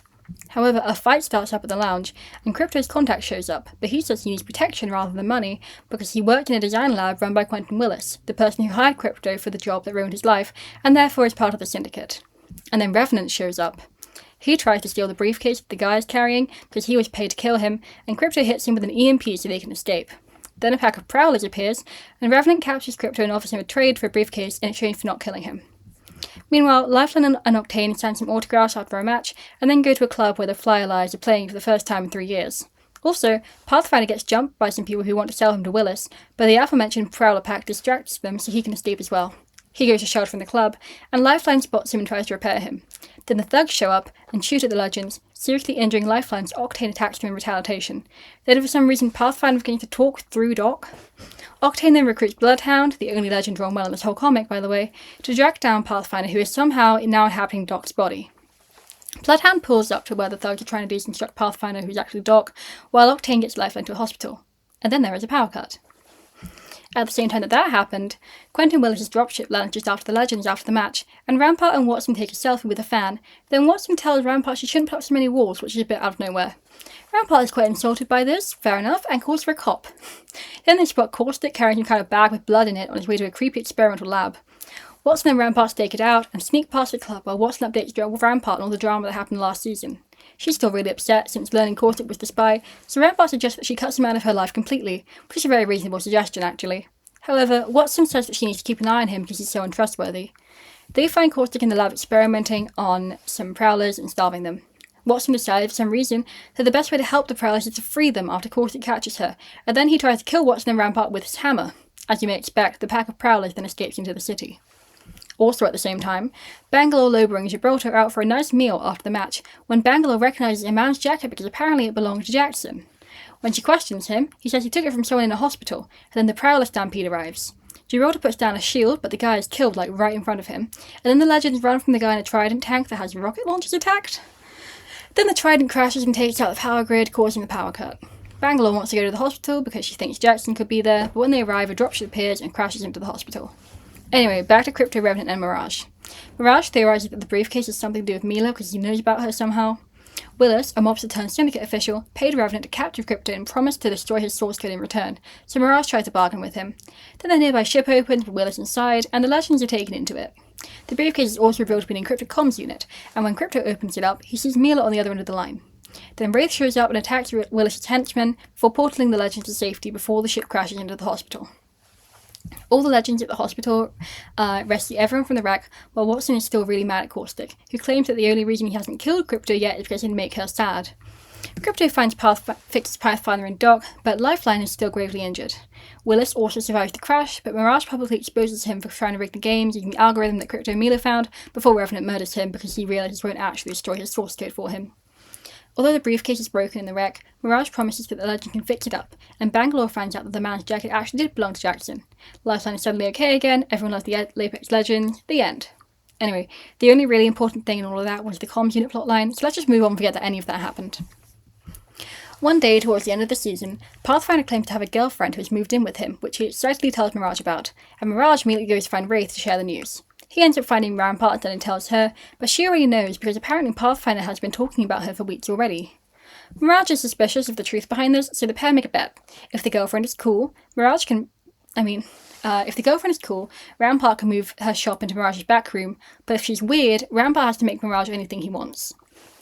They go to visit the warehouse where Pathfinder lives, but the simulacrum that he claims is his girlfriend is very certain that she is actually not.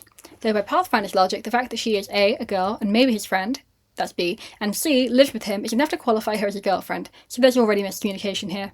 Ash is unconvinced though, and is worried that she's a bad person because she has amnesia, again. In fact, the only thing she knows for certain is that she's craving ice cream for some reason.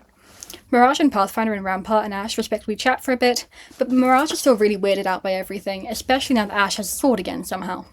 Pathfinder thinks everything is fine though, and explains how he found her in Hammond's bins when he went to go look for her after the legends delivered her to them, because she seemed very lost and confused at the time. Meanwhile, Rampart and Ash talk, and Rampart wonders if she and Mirage actually came just in time, when coincidentally, all of Ash's simulacrum memories return at once and she passes out. Pathfinder gets Mirage and Rampart to leave, and when Ash comes to again, she starts hearing someone on her comms and responds by saying she's 5x5, which was Viper's catchphrase, by the way. It's not Viper though, he's very dead. Back at the Paradise Lounge, Mirage and Rampart try to fill Wraith in on what happened, and both insist that they won their bet due to their own interpretation of the events. Wraith decides that they actually tied, so they both have to keep up their end of the bargain. She also reminds him that the dropship is coming the next day to get the stuff for the next few matches, so they need to pack whatever they need to take with them. Pathfinder also leaves for some reason, but then Bliss shows up to talk to Ash. Ash is mad because Bliss is the one who chucked her head into the Shadow Dimension for reasons that have never been explained, although they did seem to agree it was the right move at the time for whatever the situation was. Ash seems down to fight Bliss, but Bliss isn't, and he instead has to be very messy, and cryptically tells Ash that he just found out that an old friend of hers is back. Obviously, Ash is confused because she doesn't have any friends. Ash decides to leave as well, but writes Pathfinder a letter thanking him for his kindness. Meanwhile, Mirage mishears the instructions from Wraith and accidentally sends all of Rampart's stuff into the rocket to Olympus. Mirage wants to make things up for Rampart, so he gets Wraith to help him buy flowers for her, but accidentally insults Wraith in the process, which makes her call him out for how insensitive he can be. Pathfinder visits Rampart because she's super sad about Ash leaving, and when Mirage gets back to her, she tells him she actually hates flowers. Since Mirage has now accidentally upset all his friends, he goes about trying to make it up to them. So he looks through his mother's IMC work files to get more information for Wraith, including her birthday, which is December 21st, 2701, by the way. Then he drops off all the flowers he bought for Rampart at Pathfinder's warehouse to cheer him up. Finally, he puts together a bouquet of wrenches for Rampart instead of flowers, and manages to reconcile with her as well. Yippee! But who is this old friend of Ash's that Bliss was talking about? Well, it's none other than the next legend for this season of the Apex games, Dr. Mary Summers, back from not being dead at all, as I lied about that, as Legend Horizon. A fun fact about black holes that you may know is that due to their extremely strong gravitational fields, something called time dilation happens near them, where time actually passes more slowly than in places further away from black holes, and this is exactly what happened to Horizon when she was stranded next to 2427 SR. Even though 87 years passed for the rest of the Outlands since she was assumed dead, she only experienced around 246 days before she worked out a way to use the Branthium at her disposal and her modified Hoover drone Newt to escape the black hole and find her way back to Olympus. However, when she got back, she couldn't find out about anything of what had happened to her family, as most of the databases had already been erased by Hammond, so she eventually decided to join the Apex games because of its new site in Olympus and the potential for her to use the money to fund her research into time travel so she can get back to her correct time and reunite with her son and the rest of her family. Even though she did get an offer from Hammond for funding, after everything that happened with Ashley, she doesn't really feel like relying on anyone else like that for the moment, so blood sports it is. Meanwhile, just before the new season starts, Rampart and Mirage chase down her stuff in the rocket to Olympus and ends up right on time with the first match in the game's nearest arena. Rampart tries to open a second location for her shop on Olympus, which Hammond actually agrees to, as well as returning all her belongings from the rocket provided she drops her silver suit against them and modifies the Trident vehicles before the season opens. She also requests to move Mirage's locker into a barn full of cow pies, so they transfer some compost onto his bug from the dropship. Also at some point, Mirage sticks Crypto's face to Olympus' surface for, the jokes. Pathfinder is still upset about the Ash thing, so Mirage focuses that he should focus on finding out who his creator is instead of to take his mind off her, which will work really well, I'm sure. Pathfinder gets attached to a worn-down Marvin he finds in one of the labs on Olympus, and Lifeline says she can get a battery for it through her father Darian Shea, who happens to collect antique robots and is hosting an upcoming charity event in the city of Malta on Samathi's surface. Octane is very against this idea, but he tags along with Gibraltar as well. At the party, they overhear Darian reminiscing about how he and Eduardo Silva used to cause chaos in Peclat when they were children, and also mentions how the woman in charge hated children, which was called Reeves or something, which I'm sure we can probably figure out who that was meant to refer to. Lifeline is not happy to see her parents, and they basically threaten the Frontier Corps to get her to put on a good show for them, and look like she likes them. Gibraltar runs into someone he hasn't seen in a long time, his former boyfriend, Nick Gentile. Uh-oh. And meanwhile, Pathfinder runs into some armed mercenaries who cause an explosion and capture him. Nick confronts Gibraltar, but he doesn't actually want an apology because he's finally on good terms with his son. Gibraltar protects Nick from the explosion with his shield, and Octane runs into them from the bathroom. They find out that the person attacking the party is a man named Creighton Sortel, and he's looking for both Power and Charisse Shea. Sortel wants control over Samathi, while the Syndicate is looking to get Salvo into Syndicate space. The Legends help the party guests, and Gibraltar disguises himself as a mercenary and pretends to attack Lifeline, the cause of their version. Pathfinder hits Sortel with a zipline because he was just faking being knocked out when they captured him, and they manage to fight the mercenaries off. Afterwards, Gibraltar is still racked with guilt over Nick, but he tells him he needs to act instead of just apologising all the time, and asks if he wants to meet up and have coffee.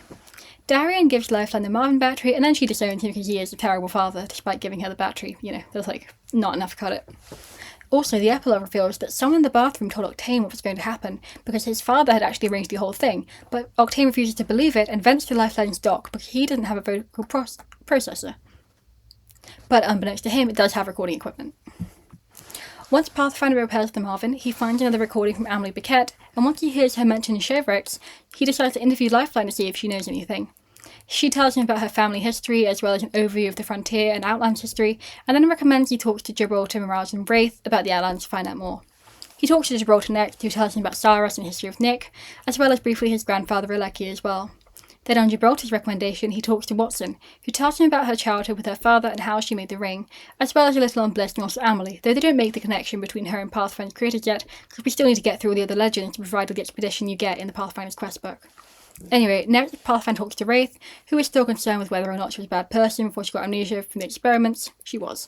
And she tells him about her shenanigans in King's Canyon, as well as that Amelie was linked to Project Iris in her old IMC files, where the Adonis squad was also mentioned. He talks to Bangalore, who's very defensive about the IMC because they were nice to her, so everything was fine actually. She tells him about the Battle of Gridiron, and then recommends that he talks to Mirage about more Outlands history. Mirage tells him about his family, the Civil War, and also what he knows about the energy crisis, before recommending he talks to Bloodhound because their parents work together on projects for the IMC.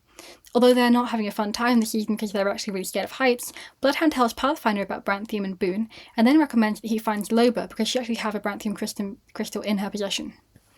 When Pathfinder finds Loba, she's actually with Octane because he's trying to get her to lend him her bracelet so he can do a stunt. Loba tells him about Peck Foundation, and Octane gives him information on all the planets currently in Syndicate space, before Loba tells him that Crypto might know more about the event. Crypto gives him a flash drive with information on the event, and then recommends that he talks to Horizon since that's more or less her time period, or possibly Revenant. But then Caustic shows up to confront him over his fake identity, and Crypto also confronts him over his own fake identity, accusing him of being Alexander Knox. Caustic brings up the connection between Olympus's rift anomaly in the event, and Pathfinder casually brings up the fact that Caustic's mother adopted Crypto and Mila, so they now know that they're essentially brothers. Pathfinder talks to Horizon, who tells him that whoever continued Project Iris was known to the group, but not much else because, as we know, she was in space for most of it. He visits Revenant Creepy Warehouse next, and learns that Revenant thinks the entire universe is his own personal hell. He tells Pathfinder what we have to assume is the story of how he died, and then tries to convince him that he was actually built for evil and killed all his creators, which he actually starts to believe. He then tries to find Mirage to tell him he's given up on looking for his creator because he's evil, but instead finds Rampart, who talks him out of it and points out the file how the Apex predators were involved, and gets him a meeting with Bliss so he can get the truth out of him. Bliss finally gives him the security footage of the Iris lab and tells him that his spare parts were also used to build another machine, which Pathfinder decides is his child now, and he decides to go looking for that next, though that hasn't happened yet and it's been years, so probably won't happen. In November, Loba acquires Revenant's source code and brings it to Jamie, telling him to get rid of it for her. He just wants her to kill him so he can move on, but Loba has decided that her parents would want him to suffer instead, so she wants to put it in the phase runner on Olympus and send it to a gridiron. However, Jamie decides he has to do what Loba needs rather than what she wants, so he instead actually keeps the head so he can get it destroyed at the right moment. Loba tells Revenant about what she thinks happened to the head though, so Revenant promises to kill her once she finally has something she actually loves, which he will destroy as well. Though Watson and Crypto are still kind of friends, she's upset that he's still hiding things from her, so he tells her his real name because he wants her to trust her. He wants to trust her even though she works for the Syndicate, and Watson promises to keep his secret. Also, Horizon finds video recordings scattered around Olympus from Newton, and also her future self in the past, which confirms that she will eventually figure out time travel and get back to him. Also big news, the Salvonian warlord Sangrenum Kelly signs a treaty with the Syndicate, so Salvo actually does join Syndicate space. The Legends have mixed feelings about this. Bangalore and Wraith are skeptical of the Syndicate's negotiations, while Caustic, Rampart and Crypto are all skeptical of the Fringes, people from the Fringe worlds like Salvo who are independent from the Syndicate rule planets in the Outlands. Horizon missed the whole treaty thing altogether, so she didn't even know the Fringe world were a thing until now. Mirage, Pathfinder and Octana will chill about it, and Revenant is actively hoping for war. Not all of Salvo is happy about this though either, and many see Fuse, the first legend from Salvo as a result of this merge, as a traitor, which is fair enough. Despite some controversy though, a big ceremony is planned to celebrate the unification and new legend at the beginning of next season. By the way, the last 8 seasons of the games, including Season 0, all took place within the year 2733, in case you forgot. Now it's 2734, with big changes ahead for both the games and the Outlands. The new legend, Fuse, real name Walter Fitzroy, comes from Bloodsport fame in Salvo's own Bone Cage sport, joining as its oldest competitor when he was already in his 50s. Before that, though, he worked as a mercenary along with his longtime childhood friend Margaret Kahiri, also known more frequently as Mad Maggie, and eventually founded an operation with her known as the Cracked Talon. Maggie always wanted to protect Salvo and its independence by becoming a powerful warlord, but Fuse always had aspirations of fame in becoming a Bloodsport fighter.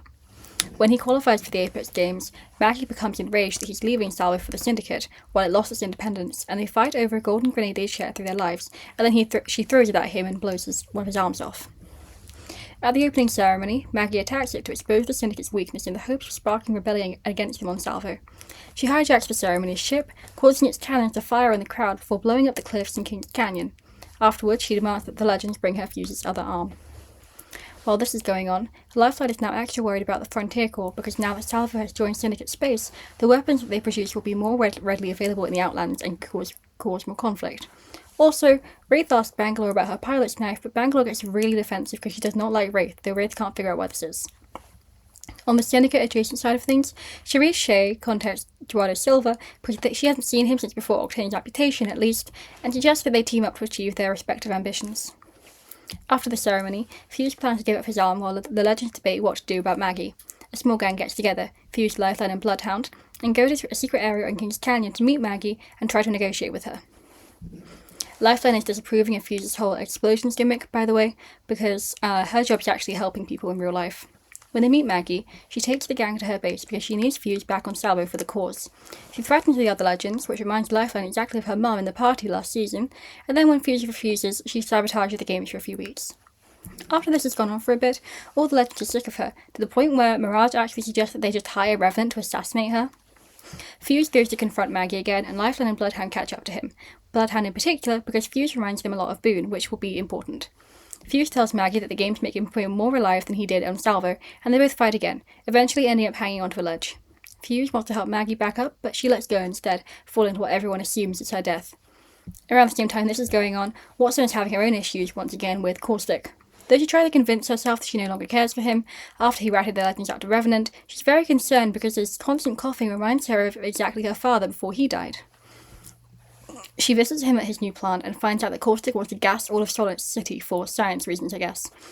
Watson clocks that he's trying to kill everyone because he is sad and lonely, oh no, Caustic, and uses her electricity to shock him to get him to stop committing mass murder. After all the chaos in the season so far, the Legends have a nice bonfire, and Watson essentially blackmails Caustic into being a better person by promising not to tell about his little murder plan as long as he's better from now on, though he still does not tell her why he's coughing so much. The next legend to join the games is another familiar face that we haven't seen in a while, Kairi Imahara, aka Valkyrie.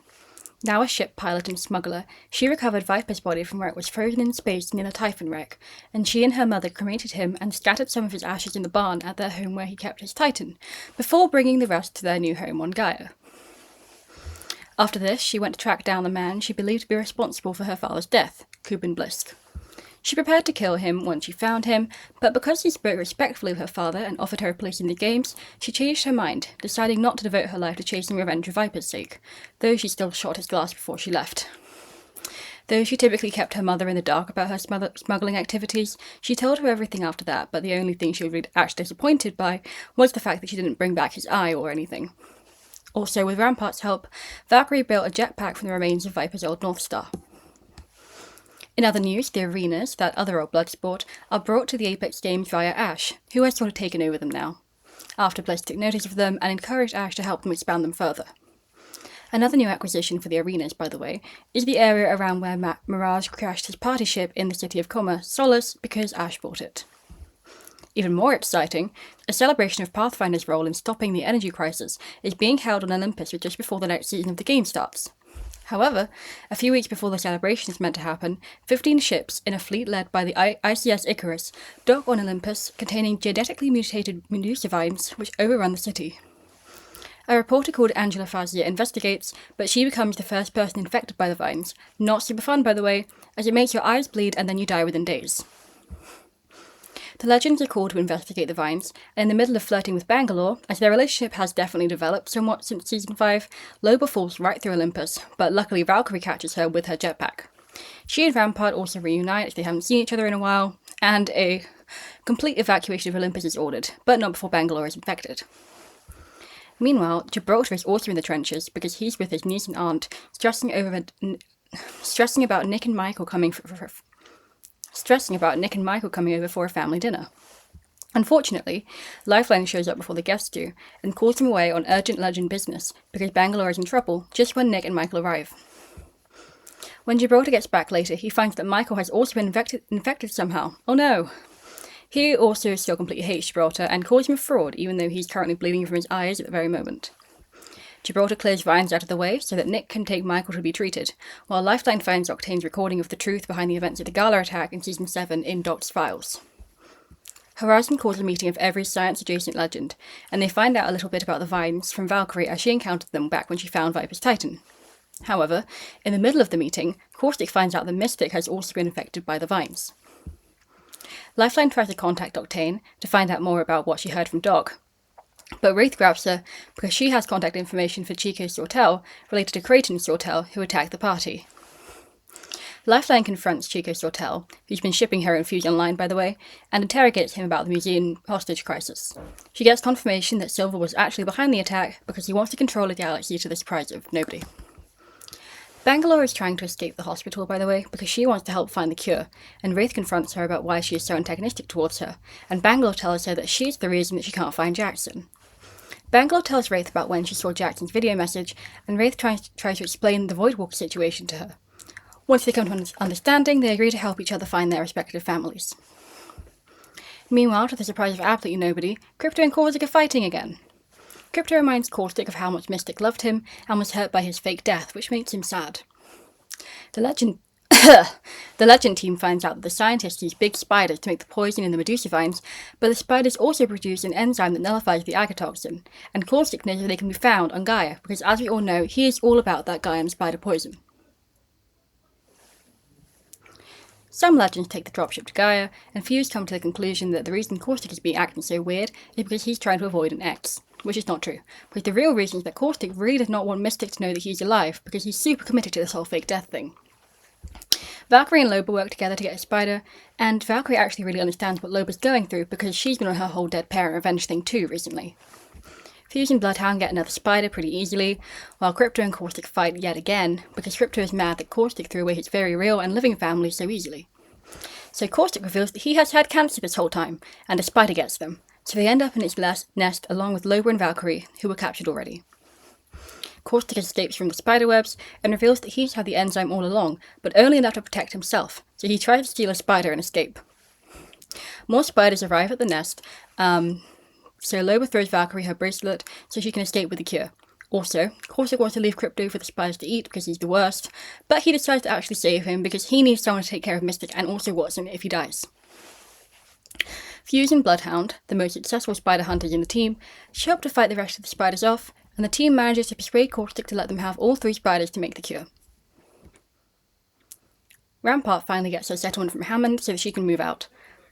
After fighting some vines, she and Mirage argue over this, because they're both weird about it, and then Mirage's mum shows up after meeting his dad,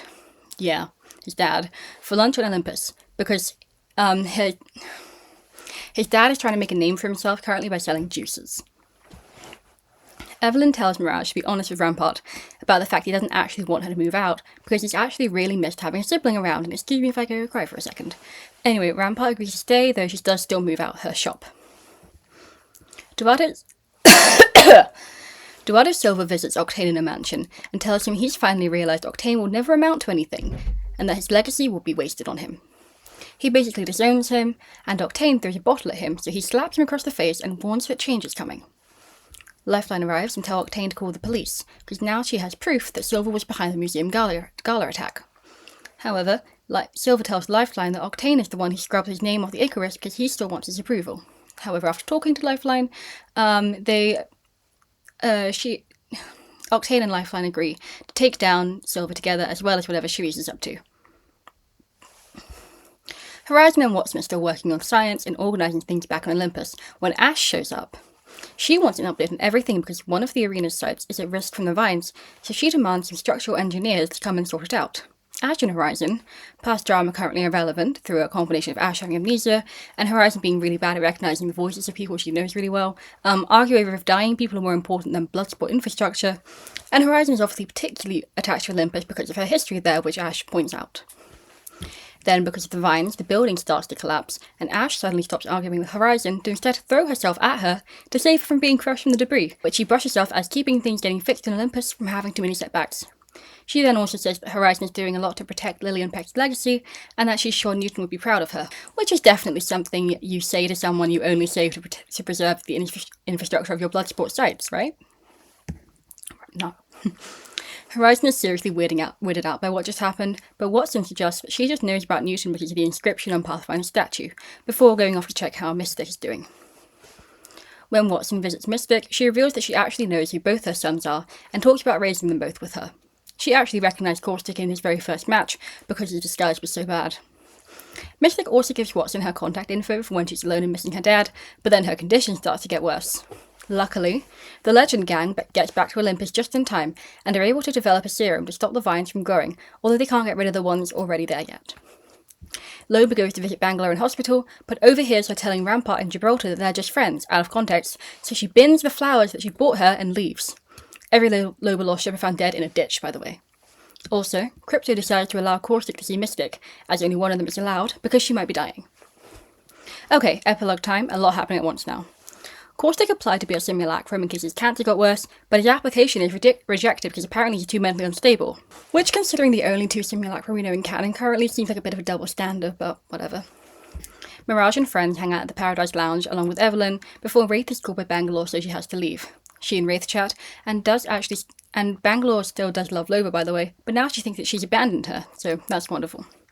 Fuse tries to learn some Icelandic for Bloodhound to do a toast for them, so Bloodhound tries to return the gesture by doing a toast for butt smacks, called back to their first encounter in the previous season, which I forgot to mention before. Richard Witt tries to get back some money from Grace Rashid to not tell Mirage he was on Olympus, though we literally never see him again, so don't worry too much about this. Everyone infected is able to be cured in time, including Maiko and Mystic. Lifeline and Octane put Silver's name back on the Icarus ships, though this ultimately doesn't do that much, as Silver tries to spin it to suggest that Syndicate needs new leadership, while also mass-producing the cure, which is not suspicious at all. Ash and Horizon stargaze together in a typically heterosexual manner, and watch most of the fleet get sent into 2427 SR on Horizon's suggestion. However, the Icarus ship has to stay, because the vines are too entangled with the structure of the city. Ash tells Horizon that Lillian would thank her for saving the city, and then reminds her that she's not alone before immediately walking off and leaving Horizon alone. Crypto delivers a spare spider to Caustic for his cure, and Watson's optimistic that he can still change. Valkyrie shoots her shot when talking to Loba that evening, and Loba finds herself an extremely convenient rebound, and the ride is an extremely convenient source of a love triangle drama for quite a few seasons ahead, so get ready. Revenant is still stalking her though, because when is he ever not? Though, I mean, he wasn't the one that destroyed their relationship, because that was the miscommunication trope, haha. Also, Loba is now a period of heights as well as Bloodhound, and Valkyrie tries to convince Rampart to stop calling her gun Sheila. And, just in time for the next season of the Apex games, famous Arenas fighter Seer fights his final match there before heading on to a new Bloodsport scene. Seer actually has a connection to a few of the legends already. Most notably, Octane, as they kind of have a rivalry left over from when Octane actually apparently competed in the arenas a while ago. This is also how he knows Rampart, but they're good friends instead because it's illegal to be a legend and not be friends with Rampart. And she set up her big mod shop on World's Edge. Good for her. Also, Loba and Valkyrie are now flirting but still not in an official relationship, and Loba is being super passive-aggressive to Bangalore over the whole just friends thing, though Gibraltar and Rampart make it better that Bangalore actually still does have a thing for her. Watson promises to rebuild the briefcase all the way back from Overtime, which actually released just this season, and Caustic is supposedly turning over a new leaf.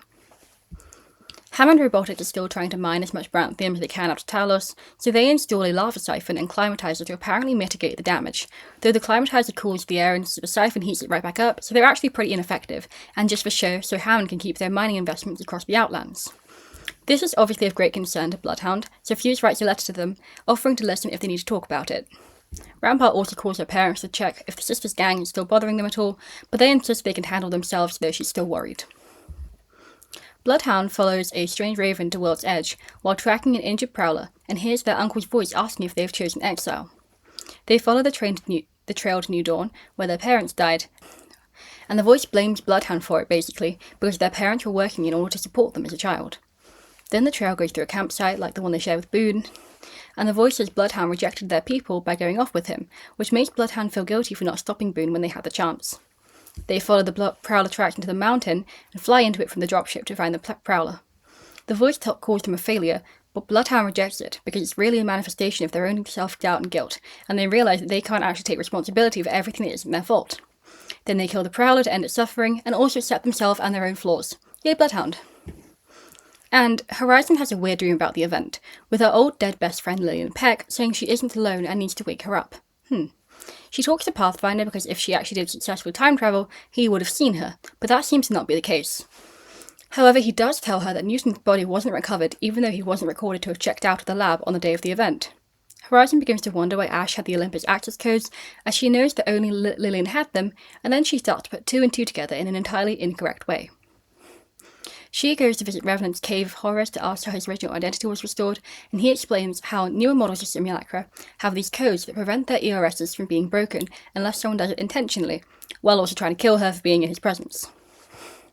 When she leaves to get the codes from the Outlands friendly neighborhood hacker Crypto, Revenant stalks her, and Crypto warns her that using the codes could seriously damage whichever simulacra she plans to do it to, but she thinks it's fine, so it'll be all good. Horizon visits Ash's lair on Samathi, and Revenant tries to kill both of them to stop Horizon waking him up, but he fails and Ash's ego retention system is broken.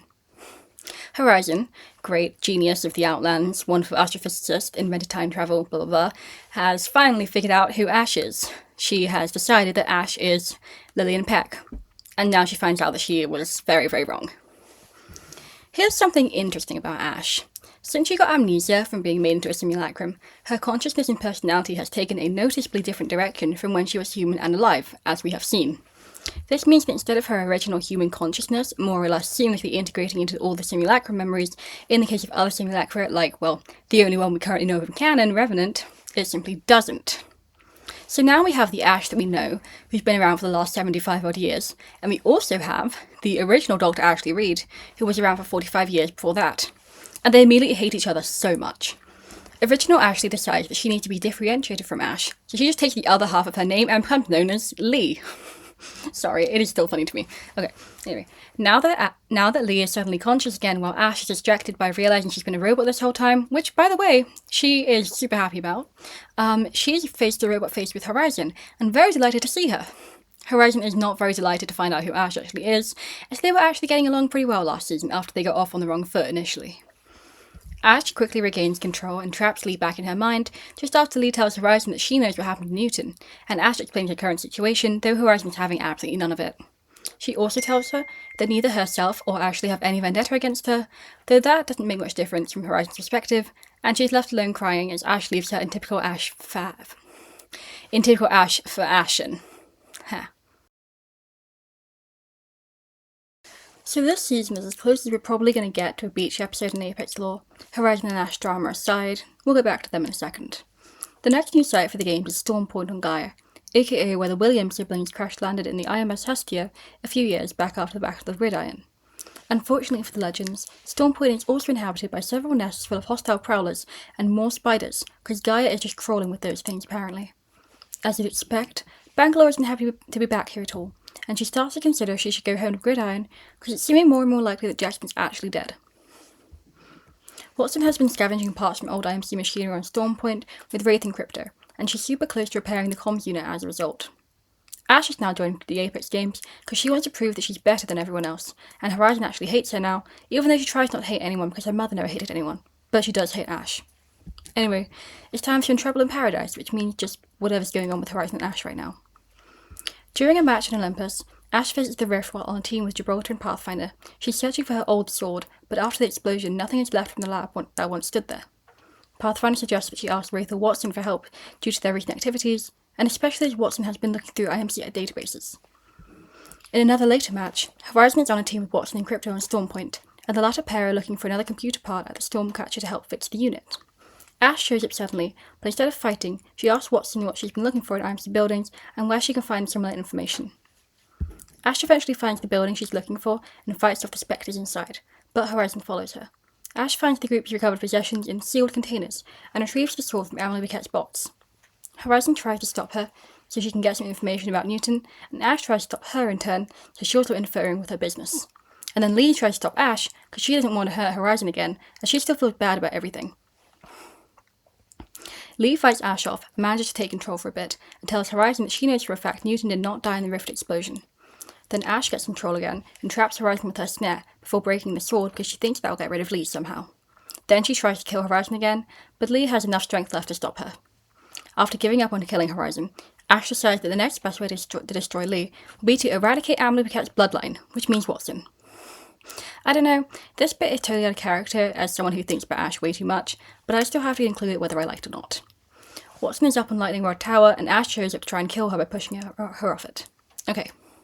Ash then approaches Crypto, who wants information on the Syndicate, and even though Ash isn't very invested in the whole Syndicate drama, she decides that Crypto will be a worthy pupil and forms a partnership with him. I'm just going to say it. This was purely an attempt at using Ash to create relationship drama between Crypto and Watson, but luckily for us all, the writers lost interest in this plotline, so we can just pretend it didn't happen. Yay! Anyway, back to Bangalore. She's trying to fix an old beacon in her bunk in the dropship so she can send a message to her parents back in Gridiron. Wraith shows up because she thinks she has the lead on Jackson in Solar City, and after she leaves to follow the lead, Revenant breaks in to have a little chat. He offers to take Bangalore home because he's immortal, and wants to go there anyway because he thinks that's where his head is. Also, with enough money and technology, the trip can take less than 20 years, which, of course it can. Jump drives exist. We know this already. Also, in case you were wondering, yes, Revenant is still stalking Loba and co. In other news, Fuse tries to form a band with Lifeline, and Pathfinder has decided that Doc is his child. Loba seems to be the only legend that Ash doesn't openly dislike, because she's the one who mostly coordinated her head being recovered, and Bloodhound is considering relocating their village to Stormpoint, since the situation in World's Edge isn't getting any better. Right at the end of the season, the Syndicate clash with the Crack Talon, Mad Maggie's gang in case you've forgotten, and their ships have a dogfight above Stormpoint. Mad Maggie, who is of course alive to nobody's surprise, tries to rally Salvo to fight for their independence again, and is captured by the Syndicate once they get to her crashed ship. Lisa Stone, the reporter who witnessed Revenant murder Forge in his interview and also has great taste in blazers by the way, airs a podcast supporting Eduardo Silva's campaign to take over leadership of the Syndicate, by drawing connections between recent incidents such as Forge's death, the museum attack, and the Medusa Vines, and blaming the Syndicate for allowing this to happen due to their incompetence. Her overall suggestion: they need Eduardo Silva to save the Syndicate from itself. While imprisoned by the Syndicate, Mad Maggie sends a letter to Fuse once she realizes they both pursued their own ideas of freedom as her last request before her trial, as she is still thinking of him. In her trial, she defends her actions as necessary against the Syndicate's treatment of Salvo. They still decide she needs to be executed though, but Silva stops them and suggests that it would be more fitting if she is sentenced to death through the Apex games instead. During the opening match, Silva uses the Phase Driver, a super precarious machine made to potentially transport Olympus somewhere else if it ever needs to move in an emergency, to phase Olympus to lower into Matthew's sky, and frames Maggie for it as part of his grand evil master plan. Bangalore begins therapy, an example all the legends should follow, honestly, and admits that she's scared of what her parents would think of her after everything that's happened. Horizon and Fuse chat about Maggie's sudden reappearance in the Paradise Lounge, as she's just had to deal with the reappearance of someone she thought was dead and had a complex relationship with entering the games itself, so she can relate. After the first match, Lifeline finds out that Silver is already using Maggie's entry into the games to make the Syndicate look weak again. She and Octane speculate that Silver was on Olympus during the match for a reason so secret he couldn't rely on any employee for it, but Octane is upset that Lifeline doesn't really trust him right now, so he takes it upon himself to find out what his father is up to. He starts by infiltrating his study and trying to unlock the safe, while Silver is still in the room. However, Silver asks Octane to endorse his run for Syndicate leadership due to his own popularity, but Octane initially refuses until Silver offers him basically anything, and he realizes that he can use this as a way to get close and hopefully spy on his father. Unfortunately, he is immediately weakened by a show of bare minimum affection from Silver, so this whole thing is about to become a lot more difficult for him. Lifeline vents about Octane defusing Maggie during a match, and Fuse says that he thinks Octane should be his own man and chase his dreams, though Maggie instead views him as weak and easy to be pushed around, which is the reason he keeps letting Lifeline down. Their opposing viewpoints become very clear here. Fuse sees it as taking strength to go out on your own, while Maggie sees it as only selfish. During Octane's semi-successful infiltrations, Dorado makes him poke around in the Frontier Corp database, and then tricks him and takes control of the computer, but transfers lots of money to the Frontier Corps instead to gain Octane's trust. And this makes Octane wonder if Silver actually suddenly loves him now, though for now he's still set on ruining his plans. Lifeline isn't super happy about the money transfer because she's still suspicious of Dorado, and they break back into his study to get the safe. Inside, Lifeline finds a death certificate, the thing he went to Olympus to get, and the person the death certificate is for is Dorado Silver. That's right, the man we've known as Dorado Silver, and the man Octane has known as his father, is in fact someone else entirely. Octane also finds a video of a man who might be Dorado, or possibly not, saying about how much he actually loves his son in an interview. So now he's conflicted, because he thinks Silver might not actually be all that bad, and he wants to give him a chance. Lifeline and Octane argue, and Octane is in fact so upset that Lifeline keeps treating him like he's stupid that he takes the death certificate and burns it, once again fracturing their friendship. After a vote, the man who is actually not Dorado Silver is elected as the one voice of the Syndicate, abolishing the Council and making the Frontier Corps into the Syndicate Corps to enforce its rule across the Outlands. Octane confronts him about the takeover, and he learns that he put Sharice Shea in charge of the Syndicate Corps just to be extra mean. Then he reveals who he is to Octane, not Dorado Silver, but Taurus Silver, Octane's grandfather, who took his own dead son's identity when he died of an illness that he couldn't cure, even with his whole pharmaceutical business, and now keeps himself looking not in his 90s with a special immortality stim. I am losing my mind, by the way. Anyway, after all this goes down, Lifeline finally goes to find Maggie and asks for her help in taking Silver down. In other words, friendship ended with Octane, now Mad Maggie is her best friend.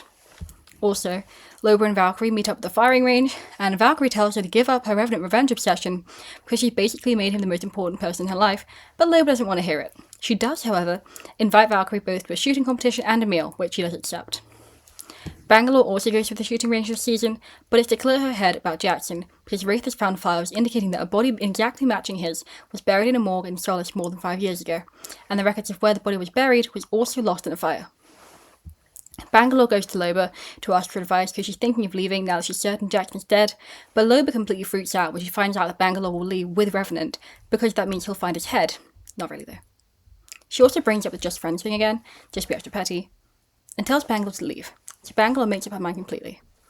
She goes to Stormpoint to do a Williams send-off for Jackson, their old family tradition of having drinks and making the bottle caps into a bracelet for the leaving family member to take with them, and she throws the bottle cap into the sea, before finally accepting that he's dead. While a deep sea seismic event is detected near Stormpoint, the rest of the legends plan a retirement party for Bangalore and also Revenant. Ultimately then, this is a tragic but very final end to Bangalore's search for her brother, so I guess we just have to prepare to say goodbye to her next season. Anyway, guess who the next legend is? Okay, if it's not obvious, I will let you guess for a minute because we have to do the party bit first. So the party is just before Bangalore's final match, and everyone is there, even the new legend Newcastle for some reason. And Bangalore and Mirage are on a squad with him right afterwards. A massive lobster creature emerges from the ocean and attacks Stormpoint, which activates an old IMC security protocol on the island, so several armories pop up, and inside, Bangalore and Newcastle fight off some spectres in a suspiciously similar way to how Bangalore and someone else fought someone on Stormpoint. The rest of the legends fight the big lobster, and afterwards, Bangalore has worked out who Newcastle really is, so she unmasks him to come face to face with her long-lost brother, Jackson Williams.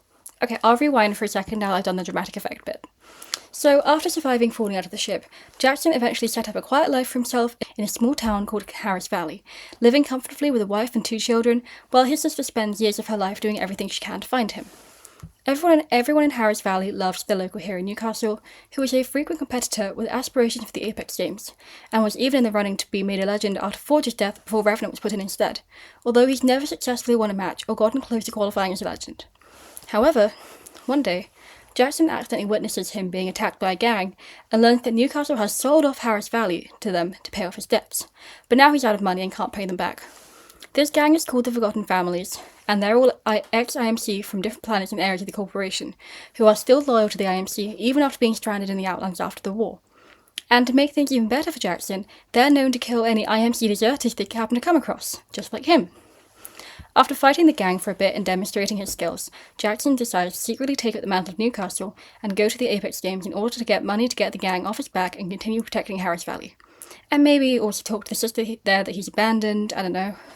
Although he does write in his journal that he did join the games before Bangalore left intentionally, so he could fight alongside her one last time before she left the gridiron, though obviously that didn't work out the way he hoped. Anyway, back to the match. Wraith has observed some of the weirdness between Bangalore and Newcastle, and Mirage also found it awkward being on their squad. When they overhear Bangalore and Newcastle talking, they speculate that they know each other but don't get any of the details, although they do find Newcastle's sudden drastic performance upgrade very suspicious, so Mirage decides to ask around for information on him in the Paradise Lounge. Bangalore, meanwhile, tries to talk to Newcastle more, but he says he won't go back to Gridiron with her because Harris Valley needs him. He says that they both found family in the Outlands, though she just can't see it, but that's not really the kind of answer she was looking for. Bangalore secretly follows him back to Harris Valley, where the whole town is celebrating his victory. But a hot dog seller tells her to leave because she's wearing IMC gear, so she heads into a warehouse where Newcastle went instead. Mirage talks to a drunk guy in the bar and gets some information on the Forgotten Families in Newcastle, and he and Wraith go chase after him after they found out he's going to hand his winnings over to them, as Wraith is also worried that Bangalore may be in danger, as they assume that Newcastle is actively with the gang. They also go to the warehouse on the outskirts of town and overhear the head of the gang addressing Newcastle as Jackson. The gang catches Bangalore and the other legends help her fight them, but she isn't happy at all that they're getting involved in her business, so they can't fight together very successfully. Then, one of the mercenaries that attacks Wraith recognizes her, addressing her as Dr. Blasey. She's really scared of Wraith and has a burnt scar on her left shoulder down her arm and wears a gauntlet. Once they defeat the gang, Wraith is upset with Bangalore because she didn't tell her what was happening, while Bangalore is mad that Wraith's information about Jackson being dead was clearly very wrong. She doesn't want anyone that isn't family in her family business, but Wraith presses her on why she hasn't done anything to help Wraith find out about her own past, and Bangalore replies that no one has come looking for her, which is a bit mean, honestly. While Mirage looks into the Forgotten Families more, Wraith follows Bangalore into Harris Valley, and Bangalore changes her mind and tells Wraith that she'll help her look into her past once she's finished with her business with Jackson. They look for him in a party in the village, which is when Bangalore realises that he has his own children, and once people start noticing and becoming hostile to her, she leaves so as to not ruin the life that Jackson has built without her. Later, Mirage invites Wraith to his bunk on the dropship because he's found the Ares Division file on the mercenary that he recognises Wraith, and the subject is labelled Subject 0. Although most of the pages are redacted, Wraith learns that the leader of the project was one Dr. Renee Blasey. Now that Bangalore is still in the games, Loba is a bit happier with her because it means Revenant can't destroy his head yet, and she passively aggressively reminds Bangalore that she still has friends in the Outlands, which is just so lovely of her. Lots of Newcastle's fans speculate on how he suddenly got so good, and the blog Apex Games Daily posits that his sudden improvement is due to defensive upgrades to his equipment by Lamont Craig, which is Jackson's fake name, as his cover for taking part in the game so that he's actually maintaining the fake Newcastle's gear. Also, hang on, wait, I gotta take off my blazer, I'm not claiming this, hang on. Okay, wait. So, Sia is interviewed by Outlands TV's one and only reporter Lisa Stone, which is unusual for him as he usually lets his art speak for himself, and Lisa accuses him of not supporting Boreas enough as it is still deteriorating. She also starts asking about his supposed curse, which is rude, and mentions that in a recent poll, many people on Boreas have actually listed him as the reason for all the unstable weather and food shortages on the planet. Lisa tells him that he should do more to help Boreas besides just being vaguely inspirational, and calls him out for not talking about Boreas more during the games while he's fighting for his life. Sia, how could you? All these questions, by the way, were last-minute additions from the producer, which usually means Silver has something to do with it. Still, not Lisa's finest moment here. Anyway, it's time to revisit two faces we haven't seen in, let's say, 18 years. On the remote and snowy planet of Pagos, Xiomara Contreras is now a young adult and has been thoroughly trained by her mother Xenia in how to survive in the wilderness with her expert sniping skills. One day while hunting, she comes across the wreck of the GDS Vantage, but Xenia wants her to stay away from it and lies that it crashed after she was already living on Pagos with nothing important inside. She also insists that she shouldn't be concerned with the outside world in order to try and keep her safe, though it still doesn't stop Mara from being curious, and she sneaks off and tries to explore the ship anyway.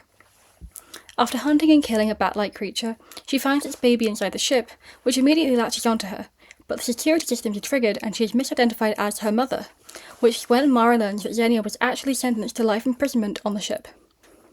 The ship tries to use its mechanism to imprison Mara, which causes the ice suspending it above a crevasse to collapse because of the movement, crushing Mara underneath it. The little bat creature retrieves the whistle that Mara used to communicate with Xenia and flies off, and when Xenia sees it and realizes what has happened, she activates a distress beacon to alert Gaia and authorities so that they can give Mara the medical treatment that she needs, as Xenia does not have the necessary supplies to save her seriously injured daughter. They're both taken back to Gaia, and Xenia is imprisoned again, telling Mara to go back home to Pagos where she'll be safe. Mara refuses, though, and tries to find a way to raise awareness for Xenia's wrongful imprisonment and appeal for her release. Eventually, the best way in her eyes seems to be a new application of her hunting skills in a super popular televised blood sport that happens to be called the Apex games. Mara appeals to the games multiple times to get them to allow her to bring the bat, which she calls Echo, into the games with her because they let Bloodhound take in her Raven, and eventually they concede, so Mara joins the games as the Legend Vantage. As for the rest of the legends, Seer is still super down about the interview last season, and Octane's teasing isn't helping, so he retaliates by pointing out how he and Lifeline still haven't made up. Rampart also offers Seer a pint so he can talk about his problems, which he seems more receptive to. Valkyrie also tries to have a talk with Revenant, while Wraith and Mirage are trying to learn more about Sub-Zero, which they'll definitely be doing for a while. Bangalore is avoiding Newcastle after the events of last season, and Fuse and Bloodhound are now very awkwardly flirting with each other. Also, Maggie may be in the same prison as Xenia, so she tells Vantage that she'll keep an eye out for her. In other news, Rancid Mandalay, a man claiming to be the original Dr. Heinrich Hammond, alive and well over 600 years later, plans a rally on Talos against the Syndicate's actions. Mirage is sad though this season, because he threw a party for the other legends and nobody showed up except Vantage, who was there the whole time and just being very quiet. Mirage decides to take Vantage under his wings and imparts some social skills into her, telling her that she needs to make some friends if she wants people to care about her problems. Also, he wants to find out why the other legends didn't come to his party. The first legend that Vantage visits is Watson, who is finally so close to getting that damn comms unit working. Vantage makes some scarily accurate observations about her personal life, while Watson finally gets the computer working and gets in touch with Mila, telling Vantage to leave so she can focus. However, Mila tells her that Crypto can't know that the unit is fixed because she's working with the Syndicate to stay under the radar, and she needs him to be more cautious now that Silver is in power, as she thinks that if he finds out what she's doing, he'd freak out and put them both in more danger. Poor Watson doesn't want to be burdened with yet another secret she has to keep, but she agrees anyway, even though she doesn't want to lose Crypto's trust because of this. Rampart is visiting Warriors in disguise, as a big protest is happening over the neglect of the planet as well as Seer himself, because he's becoming almost as unpopular as he was when he was a baby. Rampart finds Seer, who is also in disguise, but he wants to communicate clearly with the crowd so they can all understand each other.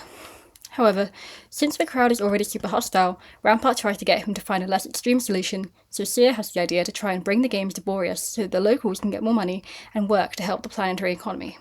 Also, it would give Silver good press if he looks like he cares about Boreas, so Seer thinks that he can get him to agree to it. Also, Vantage agrees because she's here too.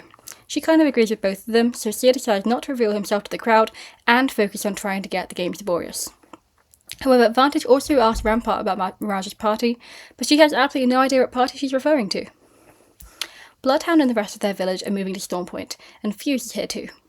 Vantage rocks up and clocks Fuse's whole deal with Maggie, but Fuse denies giving up on her, which feels a bit rich, honestly. She also clocks that he and Bloodhound have very obvious feelings for each other, but this is a little awkward for them as they still haven't really talked to each other about it yet. So Vantage goes on her merry way and leaves them to unpack all their feelings. Next, Loba actually invites Vantage to a meal in a fancy restaurant to be nice, but it's a disaster because she doesn't know any table manners.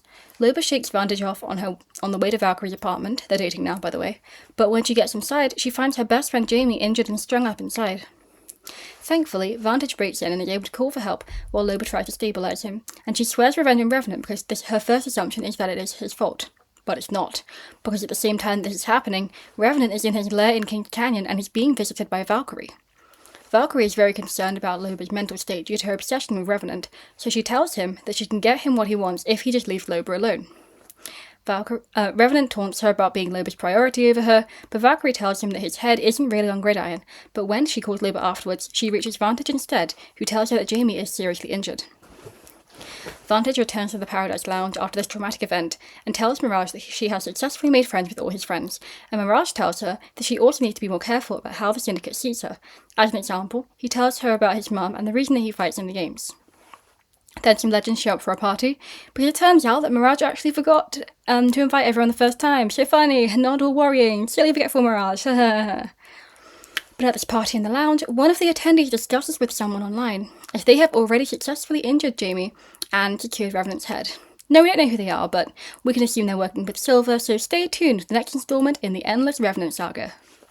Now that Seer has a plan to hopefully help Boreas, he and Octane work together to make a proposition to Silver that the game establishes a new arena there. And, right at the end of the season, Silver makes an announcement that the Apex games are coming to Boreas' moon, Clio. Now that the games are on Clio, the Clio Recovery Council has been terminated, which is bad news for everyone who has devoted a significant amount of years to trying to help patch up their moon. One of the terraformers, one Tressa Crystal Smith, decides that she needs a new plan to help support Clio, so she decides to use her ferrofluid technology and join the Apex games as the Legend Catalyst. She's reconnected with her coven since joining the CLC, by the way, and has also begun to make friends with some of the legends already, including Rampart, because as I've mentioned earlier, it is the law. One legend that she does not want to be besties with, however, is Seer, as she blames him for the end of support for Clio in favour of blood sports, and is not willing to hear any of his excuses despite this being a total misunderstanding. Watson, meanwhile, is not at all handling the pressure of having to keep so many secrets well because she absolutely hates lying, poor girl. Also, Rampart keeps reminding Seer that he didn't have to save everyone, which is definitely something he needs to hear right now. Seer isn't popular with anyone this season, by the way. As soon as he returns to Boreas after a first match, he's met with an angry mob on the way to collect his money from a Syndicate building, along with his squad mates Octane and Catalyst. Though he's made a few attempts to talk to the latter by now, so far he's had no luck in getting through to her because she's furious over the whole Clio thing. When he tries to call his mother like he does after every match, he becomes worried that she doesn't pick up, but tries not to let it bother him. When they're faced with the protesters again, Catalyst actually defends him from them, even though she's still mad, although when Seer tries to explain again that he actually intended for the game to be on a planet rather than the moon, she still sees it as him making excuses and refusing to take responsibility for what he's done. Also, Octane is baffled by the idea of having loving parents, which is sad. Seer goes home, but when he arrives at his house it's been wrecked and his parents are missing. He finds out that the people have been sending them hate messages for both his participating in the Apex games and also his existence in general, and decides that he needs to find Silver and force him to track his parents down. Via Octane, Silver sends a limo for them, and Seer observes that he's being ensnared by his father but really grandfather's influence more and more. They end up on Clio, where the Syndicate core has been drilling for something. Silver accuses Seer of being ungrateful for the media attention that Clio has been getting through the games, and says that once Clio stops deteriorating, Boreas' seismic events will end. Silver then tells Seer to get into another limo because he knows where his parents are as he had them moved to a safe house for protection. Once they reach the safe house, Seer reunites with his parents, who are surprisingly chilled out considering everything. However, they don't agree at all with the games coming to Boreas, and they think he could have done something simpler to help the planet first. Seer is upset that his parents don't agree with his methods, but they tell him that it's not his sole responsibility to save Boreas, which is completely true. But Seer thinks they're ashamed of him, which makes his mother cry. He leaves the safe house and goes through the Encore Arena stage, where Catalyst shows up because it's one of the best places on Boreas to see the moon.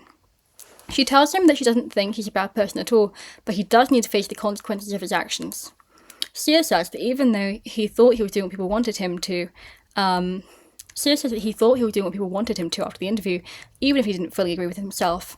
And Catalyst tells him a bit about how Clio was a haven for people who were treated as outcasts in Boreas, while Seer still wants to protect the people of Boreas instead of abandoning them, despite how they continue to treat him. The two of them reach an understanding, and Seer promises to do better in the future, as well as just having good intentions. After the encounter with Vantage last season, Bloodhound and Fuse go on a hunt together. Fuse wants to talk more seriously about their relationship, but Bloodhound is resistant because they were afraid after the way they lost Boone. However, once they get that off their chest, Fuse promises he isn't going anywhere, and they kiss! Yay! Okay, so since another 8 seasons have passed, we have now reached the year 2735. So Silver is hosting a 6th anniversary for the games? Sure, old man. Also, Octane crashes the planning committee meeting and pitches a ton of ridiculous ideas, and Silver eventually settles on creating a special team deathmatch mode to celebrate. Octane also spies on the other legends for his dad Grandpa and tells him about how Lifeline and Maggie are working together, though he doesn't know what they're actually up to. He thinks they're just trying to make him jealous, though of course he totally isn't. Lifeline also tries to recruit Crypto and Fusehound, as the writers treat them as one entity from now on, by the way, into her anti-syndicate cause, but initially only Crypto agrees. Fusehound are resistant to help because of her new association with Maggie, but Loba is totally down for it as well after a bit. Also, Crypto tries to talk to Ash about the Syndicate again, but she says they should talk about it later, which means never. Octane and Seer are also becoming more friendly, and while Catalyst doesn't want to be besties with Seer just yet, they are at least peers. So Lifeline goes on a party on Samathi with Crypto to help him hack into Syndicate files, and very narrowly avoids being caught sneaking around by Silver. Crypto finds plans for a secret Syndicate core mission to Salvo, so Lifeline decides to go there herself to find out what's going on. After telling Maggie this, Maggie thinks it's a bad idea to go without Salvonian, so Lifeline gets Fuse to tag along with her as Maggie is, in jail. Some of the cracked talent have to work for the Syndicate after they took over, and people are not at all happy to see Fuse, as he is rightfully viewed as a traitor by anyone who doesn't like the Syndicate. Lifeline interrogates and eventually tortures one of the Salvonians to get the name Studge, which freaks out Fuse so much that he refuses to help her anymore. Lifeline goes back to Maggie with no more options, but Maggie refuses to give her any information on Studge because she thinks that he would literally just kill Lifeline if she went after him, so her only option is to break Maggie out of prison so she can deal with him instead. Lifeline gets Doc to disable a security camera while she takes out a guard to free Maggie, and they manage to escape and head for Salvo with a little more backup on the way. Also, the Sisters gang will become officially not licensed after only working underground before, and release the Nemesis gun, which makes its way into the games for the new season. Francis, one of the members of the gang, shows up at Rampart's shop and offers to let her back into the Sisters, and taunts her for having less clients at the moment. Rampart is still trying to figure out how the Nemesis works, though, because even though she designed it while she worked for the Sisters, she wasn't able to finish it at the time. However, now that the gang is legit, Big Sister wants Rampart back, though she still refuses because she wants to keep her independence as a businesswoman. The in-game story for the season is 3 unconnected stories at this time, but there is a vague theme of legends who have complex semi-parental relationships with the children of people whose lives they ruin to some degree, which is quite fun. Also, prank calls, fake caves, and orphans with weapons. Anyway, Mirage and Gibraltar are relaxing in the Paradise Lounge, but Gibraltar is in low spirits because he keeps being called out for rescues that aren't really helping people that much, and he thinks that most people just call on him for his celebrity status as a legend, rather than his ability to meaningfully help people, to the point where he considers retiring from Saras altogether if he's becoming too much of a distraction for the organisation. Gibraltar gets a call from someone whose trident is stuck in a lake, and once he realises it's not a prank, he goes out with Mirage accompanying him. It turns out to be Michael, who is very disappointed to see him. It turns out he was messing around with some friends, but the trident ran out of power over a lake, leaving him stranded.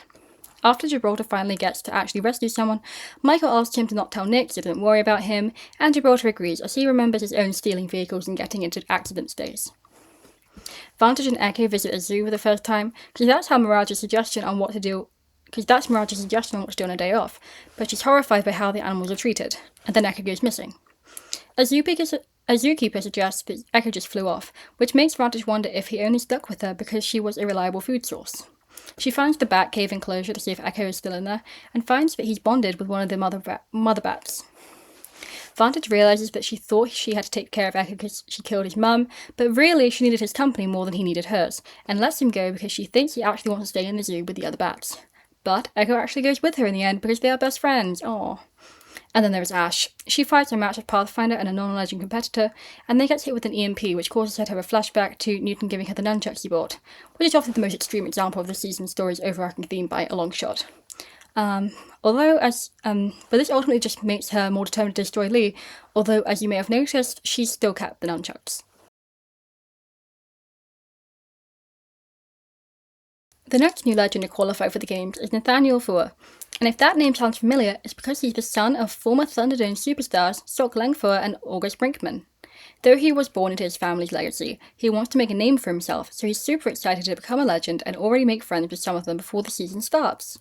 And then he gets a call from the Apex guys, and is immediately kicked out, and outside his window, he finds the exact type of model ship inside a glass bottle that he used to make with his father before he became a reclusive hermit after his uncle's death.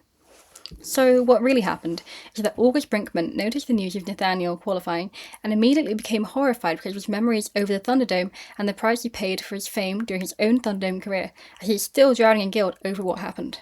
So, he cleans himself up and fights all the way to a syndicate building to get to Silver. Apparently they know each other, though I'm unsure if this means he knows Eduardo or Torres. It's unnecessarily complicated. Anyway, he forces Silver to allow him to compete instead of Nathaniel in order to try and protect him, and Silver agrees because having an old Thunderdome star would definitely boost the game's ratings. Even though he knows how much it will crush Nathaniel, August, now known as the legend Ballistic, still thinks it's for his own good, as he wants his son to have the opportunity to be a better man than he himself is. Though that doesn't stop Nathaniel from showing up to one of his public appearances as a legend and smashing the shit bottle in front of him, as he clearly doesn't share this whole sentiment. Later into the season, Silver breaks into Ballistic's mansion instead, because apparently they know each other, remember, and asks him how far he'd go to protect his son in an obviously threatening manner. Ballistic acknowledges that he wants to keep Nathaniel safe, even if his actions mean that his son hates him, and Silver says that his son hated him too, but because he was ill, he tried to use all his resources at his disposal to find a cure, and also that he sees himself as a father figure to the whole Outlands because he wants to keep them safe too. Allegedly, he feels burdened because people can't understand that his tyrannical dictatorship is all for their own good, really.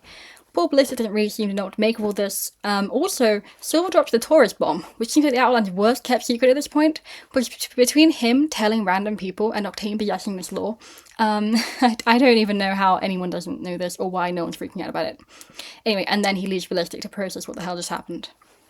Also, Hammond builds a museum dedicated to the Apex games on World's Edge, and the firing range is also upgraded with voice lines recorded in-universe by Ballistic.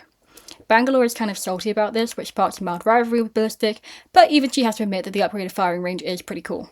Also, as an old Thunderdome fan, Gibraltar is very starstruck over him. And Maggie tries to find out from Fuse where the old Salvo crew is, which means it's finally time for Kill Code. Ready to spend half the next out-of-universe year on Revenant Loba thing and basically nothing else? Let's go!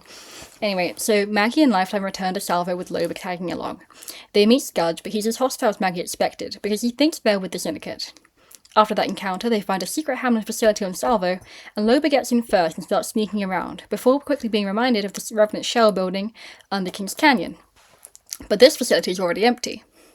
Loba finds an abandoned Revenant head with one eye still attached, and learns that Silver is secretly making more Revenant bodies.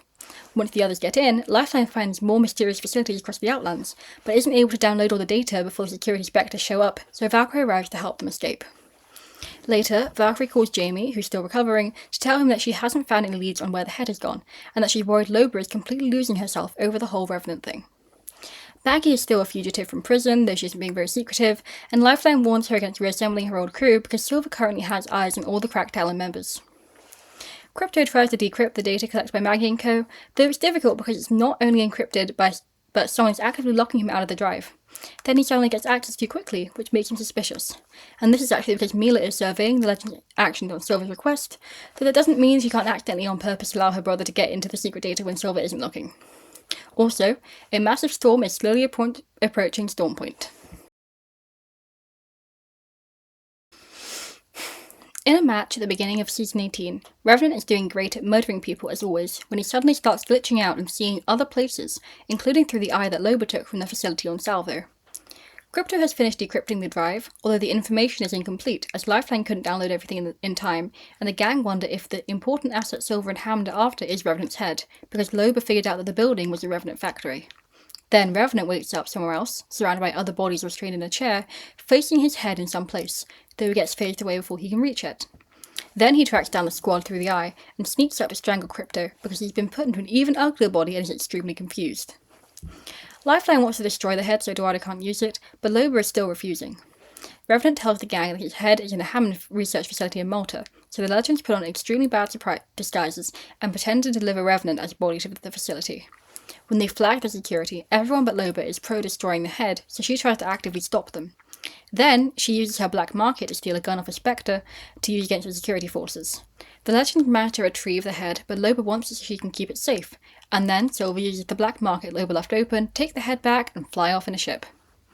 After they get back, Lifeline calls Octane and asks to walk in the firing range away from Silver. He doesn't want to betray his dad Grandpa, but he still wants to hear her out at the time. Lifeline gives him a fake rabbit foot in reference to his former pet called Navi for luck, which makes Octane super happy. but it actually has a tracking device inside for spying on Silver. Though Lifeline feels bad about this, she thinks Octane will forgive her once she and the gang expose Silver, as they both still do want to be friends with each other. Silver tests a new variant of his special secret immortality stem, which he wants to be his quote-unquote gift to the Outlands to cure age, but exclusively for Syndicate space, so he can force the Fringe world to join as well and be under his control. Fuse breaks his old guitar because Maggie gifted it to him when they were children, because he wants to leave his past behind completely. Then he asks Bloodhound if they want to move in with him, which they accept. However, later, Bloodhound begins to rebuild the guitar with some modifications, and they say he doesn't have to erase his past, and they want to hear more about Wildman Fuse. Fuse is also aware of Lifeline at the moment after the whole torturing thing, because he thinks she's becoming too similar to Maggie. After they lose the head to Silver again, things are more tense between Loba and Valkyrie, now that she knows Valkyrie is pro-destroy the head and doesn't understand how concerning her own actions and mental state are right now. Also, the Storm arrives on Stormpoint and completely takes out nearby city Suratama's power grid.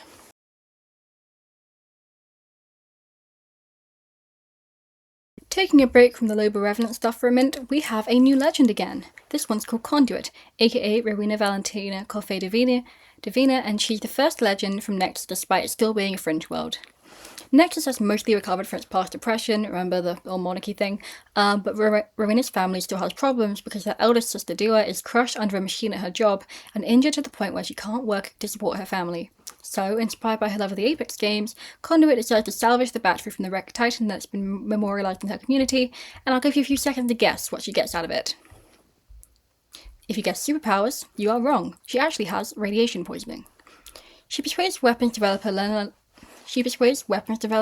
Lastimosa to work on it, though Lastimosa is very reluctant because of the risks to Conduit's health, and she tells her that every time the battery is supercharged, like when she provides shields to allies or deploys her jammers, there's the risk of a leak that will affect her. But Conduit is determined that this is the right way to help her family, so the project goes ahead. She gets supplies from a junkyard and helping someone fix their roof, and also gets hold of some custom radio plates, and once everything is assembled, she starts using her rig in local tournaments, eventually fighting her way up to the Apex games and becoming a legend just like her idols. However, once in the game, she realizes she's homesick and calls her sister. Lastimosa told Dua everything, and she's really upset with Conduit because she's worried about her health, but Conduit tells her it's fine and she can manage the pain, insisting that her sacrifices are worth it for the family and also that she's having a great time, although she's having trouble connecting with the other legends despite them being really friendly to her due to her intense imposter syndrome, and she also keeps making too much food because she's used to being with her family. But that's all the lore Conduit gets this season, because it's time to get back to Kill Code. Valkyrie and Loba have an argument and break up, and then Revenant confronts Loba and points out how insane she's been acting, and asks her if she wants her own life or his more. Meanwhile, Lifeline has tracked down Silver via the tracker she planned on Octane, and Loba finally decides it's time to kill Revenant. Yippee! The squad shows up to confront Silver, and Revenant takes the head from him before throwing it to the Legends.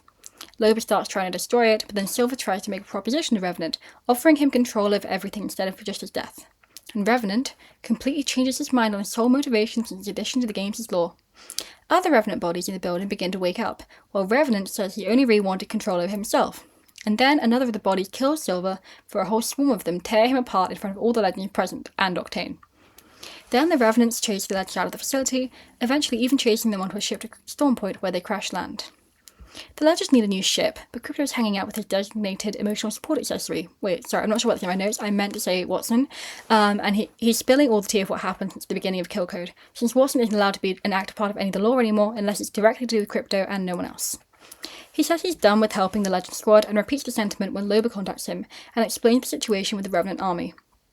But because he's in Watson's beautiful innocent presence, he changes his mind and begins to hack a dropship for the Legends to escape on. The Legends fight off the Revenant army long enough for Crypto to hack the ship, but once they evacuate, Loba stops and faces real Revenant.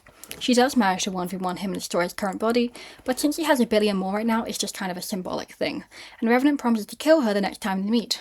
Oh, also, his eyes are red now, which clearly means he's even more evil than he used to be, and doesn't it all make him look high? After Kill Code, Crypto and Caustic receive a message from Mystic asking to be retrieved from E-District in Suratamo. They suspect it's a trap, but go anyway because they still have to help her. Octane receives all of Silver's stuff, which he mostly regards as junk, but he does take interest in his experimental stim, though he doesn't really know what it is, and he plans to use it on himself.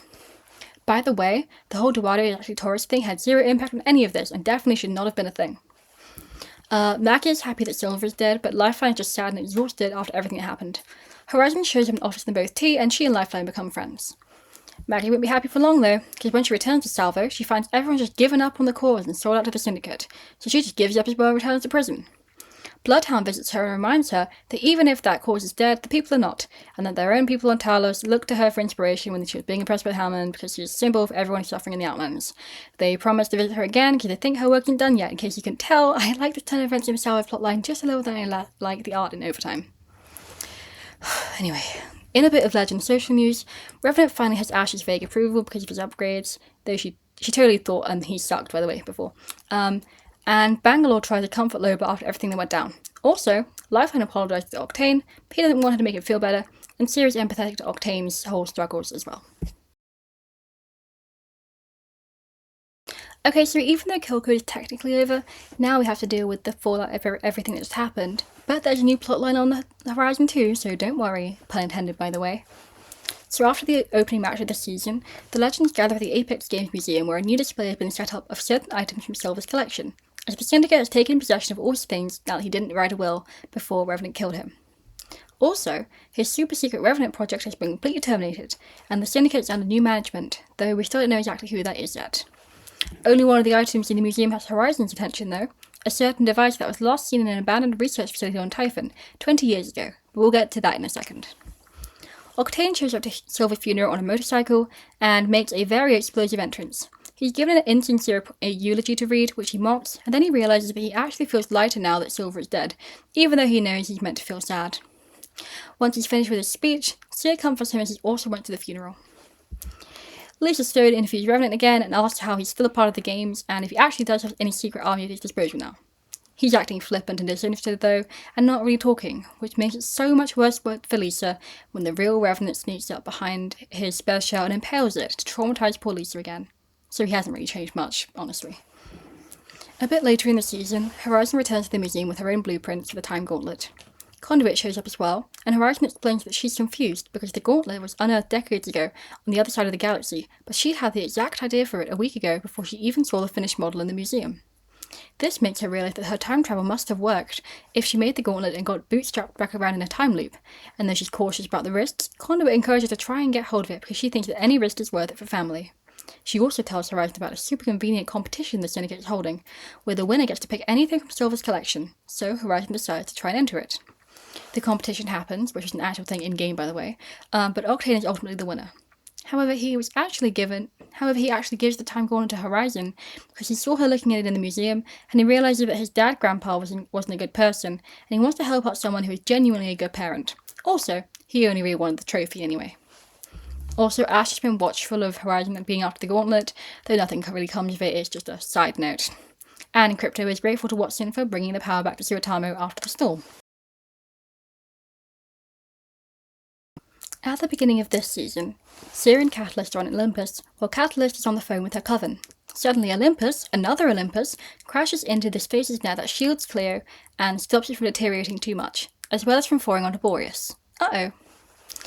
Crypto visits Mystic during a blackout, though I'm not sure if this is a separate instance from the request back at the end of Season 19 or not, because riots in the city from the power cuts are becoming dangerous. Caustic shows up as well, because even though he was meant to be guarding the ship, there was a sudden explosion at Humbert Labs causing a gas leak, so they get out of there with Mystic very quickly. Now that Horizon's been working on the Time Gauntlet for a bit, Mirage and Lifeline have been trying to help her with her research as well. However, since she lives in Suotamo now, frequent blackouts have still been happening despite Watson's work to fix things after the storm.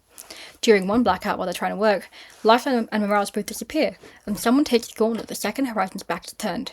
She finds them outside, tied up, and a mysterious woman addresses her before sending a drone into Humbert Labs building and causing a toxic gas leak. She easily fights off Lifeline and Mirage when they free themselves before going after Horizon, and then she tells her that she knows versions of her from other dimensions, and says that she has exactly what she needs to get back to Newton, as well as an Apex card. To be honest, we don't really know much about this season's new legend, Alta. All we know so far is that her name is Yingling Lui. She travels across dimensions for funsies with stolen Ares Division phase technology to sightsee various apocalypses, and she likes to see people's true selves.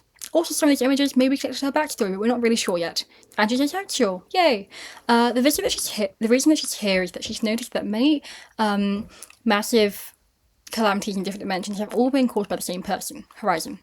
And now that she's found the one in this dimension, she wants to help her cause another one, with the help of an arc shard that she's stolen from a facility. Mirage decides to help Horizon with her research after Ultra's attack, but Horizon decides she has to ask Ultra what her deal is as she keeps hitting dead ends without the correct power source for the gauntlet. In a match later in the season, Ultra and Ash are fighting, and Ash is super annoyed because Ultra knows who she actually is and won't stop being irritating about it. She also doesn't like how obsessed Ultra is with Horizon, though Ultra is just it's all because she admires her so much. Then, Ultra tells her she has a way to get Horizon home, though Ash would prefer that that area for the past would be left alone for obvious reasons, and also vaguely threatens to murder her to make Horizon happy, which is a little mean. But an iconic rivalry is born, so, win-win. Then, Ultra finally meets up with Horizon again and gives her the Arc Shard that she stole. Horizon is understandably skeptical, but kind of out of other options by this point, so she takes the shard anyway. The next destination for the Apex games is the Electric District in Suratamo, which has been declared Trident-free after a number of horrific accidents. Now that the evil love triangle is dead in the water, Bangalore and Valkyrie meet up for ramen that Valkyrie makes for them, but it's bad because Juzo, who made the recipe, went after the frontier, so Valkyrie can't perfectly replicate it, so they have a better ramen place as per Rampart's recommendation. Caustic also starts going on about wanting to be a simulacrum again, and Crypto sets advantage's email, though she keeps getting scammed. Seer and Octane are hanging out and watching one of his art shows on TV when out of nowhere, Seer is suddenly replaced by an alternate version of himself, though Octane thinks it's just some kind of weird new art thing Seer is doing. Alternate Seer is super freaked out and confused because in his home dimension his parents are dead, but then the Seer switch back and regular Seer is equally confused as to what just happened. But at least Octane loves art now because he realises it's not meant to make sense.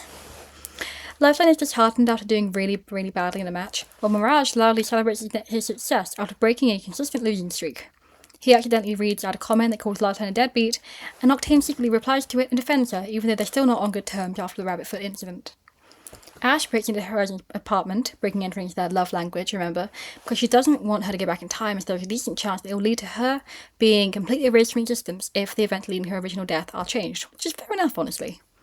However, Lee tries to stop her from ruining her research because not only does Ash ceasing to exist sound amazing to her, but also she really doesn't want to stop Horizon going home again after ruining her life once already. Despite Lee's efforts though, Ash still fractures the Arc Shard, which causes purple rifts to begin appearing, and these eventually grow into massive rifts in the sky all over the Outlands that begin eating things. Good job, Ash. After Horizon powers up the Time Gauntlet, she notices some weird energy readings from the floor in the shard, but she assumes that Ultra is behind the shard, not working, and mentally kicks herself for trusting her even a little, poor thing. During the first match of the season, a rift appears in each stock, and it sees alternate dimensions, including one where Horizon has a much spookier fashion taste. Lifeline reaches into the rift to rescue it, and loses her arm as a result, while the rift in the sky becomes even bigger. Ultra is super excited about the rifts, by the way, which makes Horizon suspicious that she knew this would happen the whole time, which she actually definitely did, as in a loading screen from 2 seasons ago, she mentions rifts forming in the last apocalypse she visited. Yippee! Ash is blaming Horizon for the rifts now, even though she totally knows everything was her fault, and Horizon is even more guilty over Lifeline's arm getting eaten by the rifts. Also, Ultra taunts Ash about opening the rifts, which just makes Ash hate her even more. At some point, Ultra also meets an alternate version of herself on Salvo, who tells her off for terrorizing the Ares facility and hurting people. They really don't like each other, and even though alternate Ultra is sort of like her good counterpart, she still allows regular Ultra to escape from their encounter. Lifeline rebuilds Dock to change its mechanics and is inspired by her love of gliding through the air, going all the way back to her father swinging her around when she was a child. Meanwhile, Fuse goes through all the necessary rites to propose to Bloodhound and forges a brand new act for them, and Bloodhound accepts. Also, Maggie agrees to be Fuse's maid of honor, even though we haven't really seen them be on proper good terms since before Fuse's addition to the games, so I'm not really sure what the writers forgot to give as context for this. But hey guys, Fuse-Hound wedding, isn't that exciting? Okay, so technically the year should now be 2736, since another 8 seasons have gone by, but we don't actually have a real source for this, so I hope the passage of time hasn't disappeared, along with all the voice actors due to EA's actions during this season. Anyway, moving on.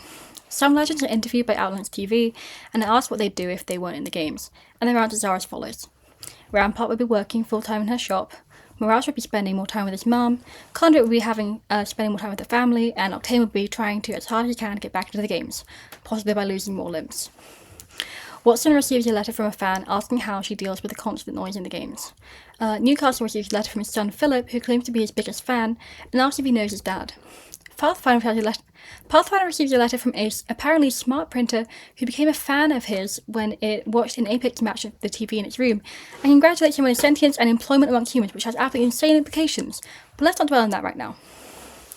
Newcastle's daughter Larissa calls him after a match and says she doesn't believe he really knows Newcastle, even though he fixes his armour. He finds out that her favourite legend, unlike her brother, is actually Bangalore, and he promises that he'll be home tomorrow after he does some Apex game stuff. He also talks with his wife, Avery, though she isn't happy that his family barely sees him now that he's with the games. He offers to quit if she wants, but she just really misses him. He also gives her a pendant for their anniversary, with some ore that the Syndicate found in one of the rifts. He was charged with forging some swords from the ore, but saves them as a gift for Avery, and promises to try and make more time for his family. But also someone, possibly forgotten families we don't really know, is spying on Newcastle's family. Not really sure what's going on there. Valkyrie's mother also sends her a letter, but this one includes a baby chick that she needs to take care of, because she needs something to ground her after all the recent drama in her life. Also, advertisement for Giuseppe Belva's fashion brand appear in E-District. Okay, so it's been like a year IRL, but we have a new legend again.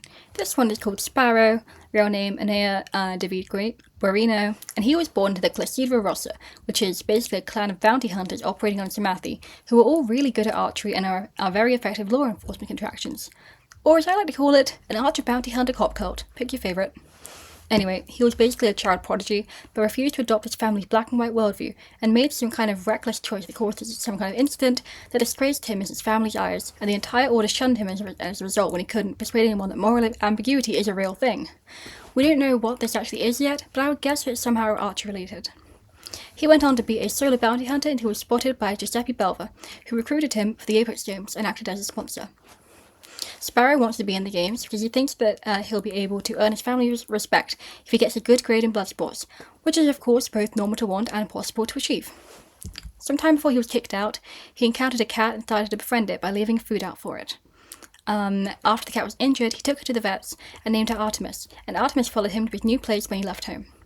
However, Sparrow's younger sister Aurora wants to find a way to bring him home somehow, with a whole range of schemes, including stealing his shooting gloves and making him pick them up from the home, though they both know isn't allowed in, so you can't really do that. Another of her wild ideas is bringing in a big bounty such as, coincidentally, Alexander Knox, which is definitely a lot more achievable than she may think. During the games, he's interviewed and someone asked him about leaving the Classidra Rossa and if he resents them, though he insists that he still loves them because they're his family, and gets super defensive and ends the interview when a stranger starts asking him if he'll try and help other people leave Classidra Rossa, telling him to never ask about his family again. Definitely a cult, I think. Sparrow has an embarrassing crush on Loba, Fuse and Maggie kind of better terms now, though we still have no context for this.